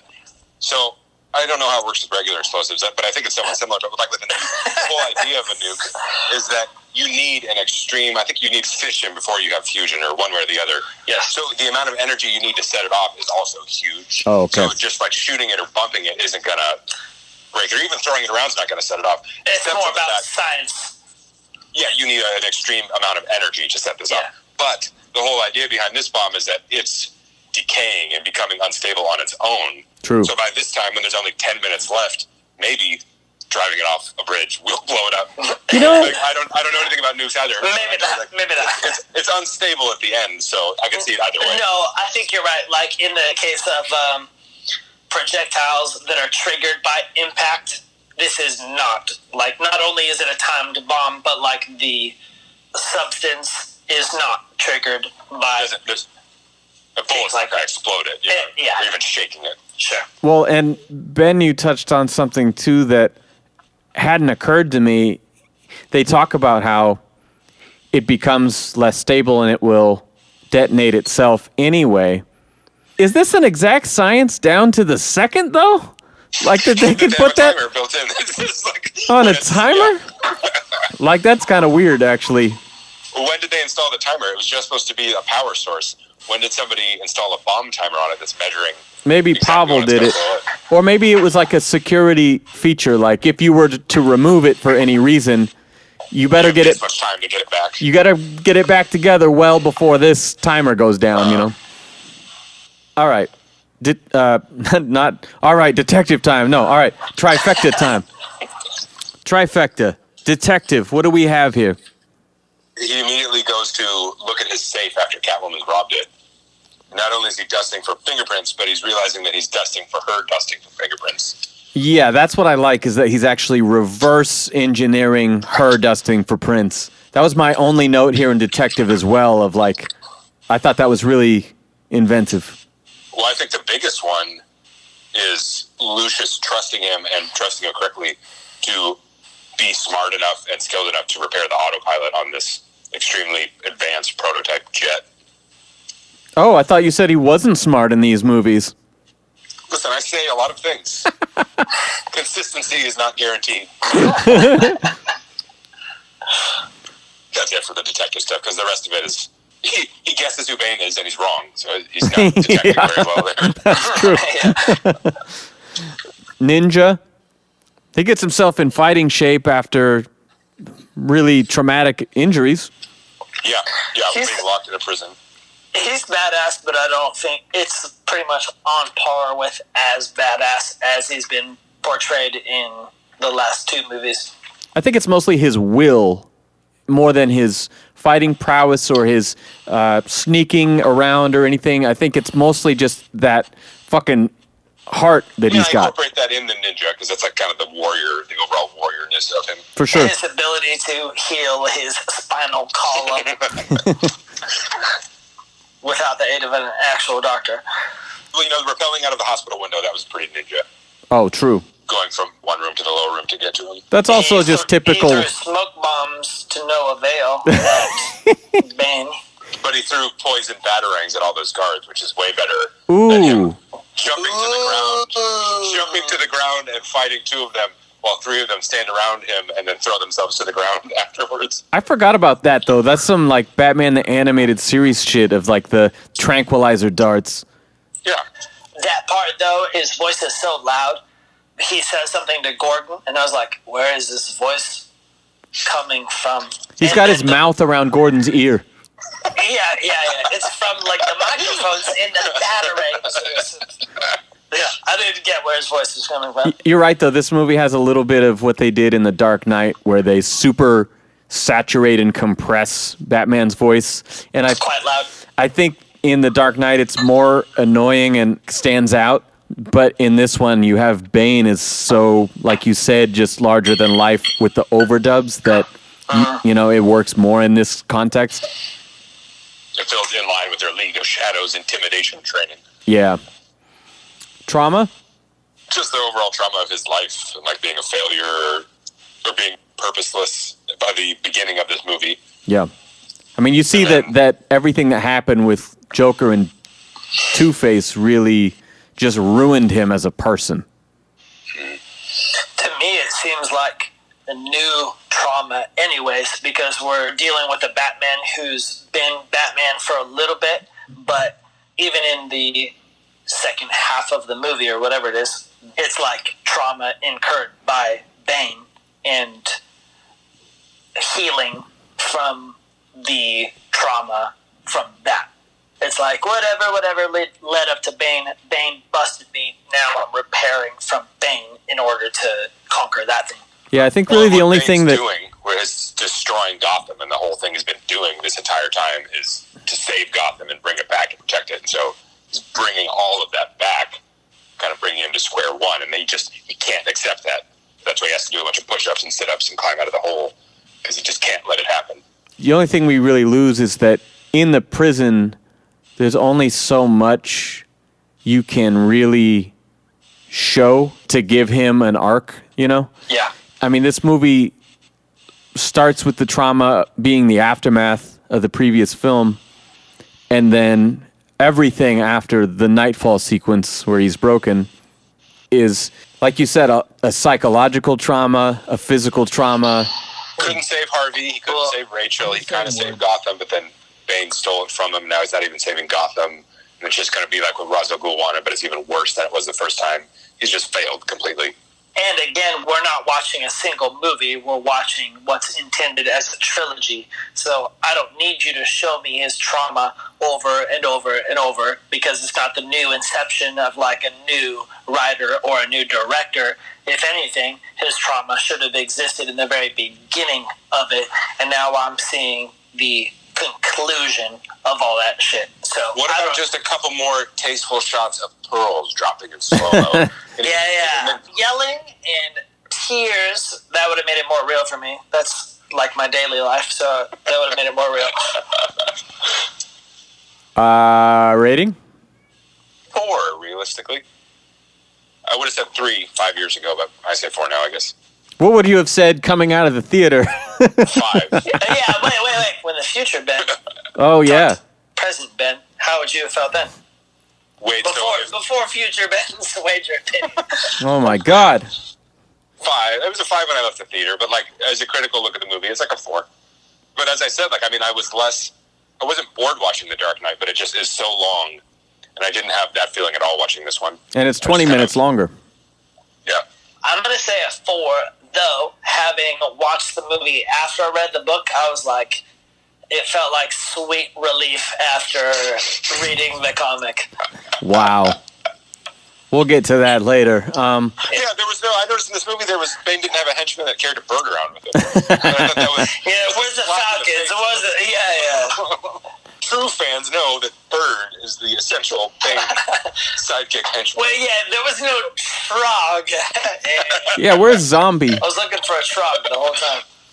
I'm going to go with a 4.5. I think 4 is quite fair, but being that most of my issues with the movie are really in the last 15 minutes, that is 2.5 hours of almost perfect movie for me. And for as much as I like it, I want to give it that little extra. So it's 4.5 for me. I think in many ways it's the best one, but then it falls apart so quickly that it has the legacy of being the worst one. And there's no movie to come after it to fix the errors or problems. Yeah, exactly. So, yeah, that's the gist. Before we wrap up, I just wanted to make special mention of this movie will always be tied to the attack on the theater in Aurora at the premiere.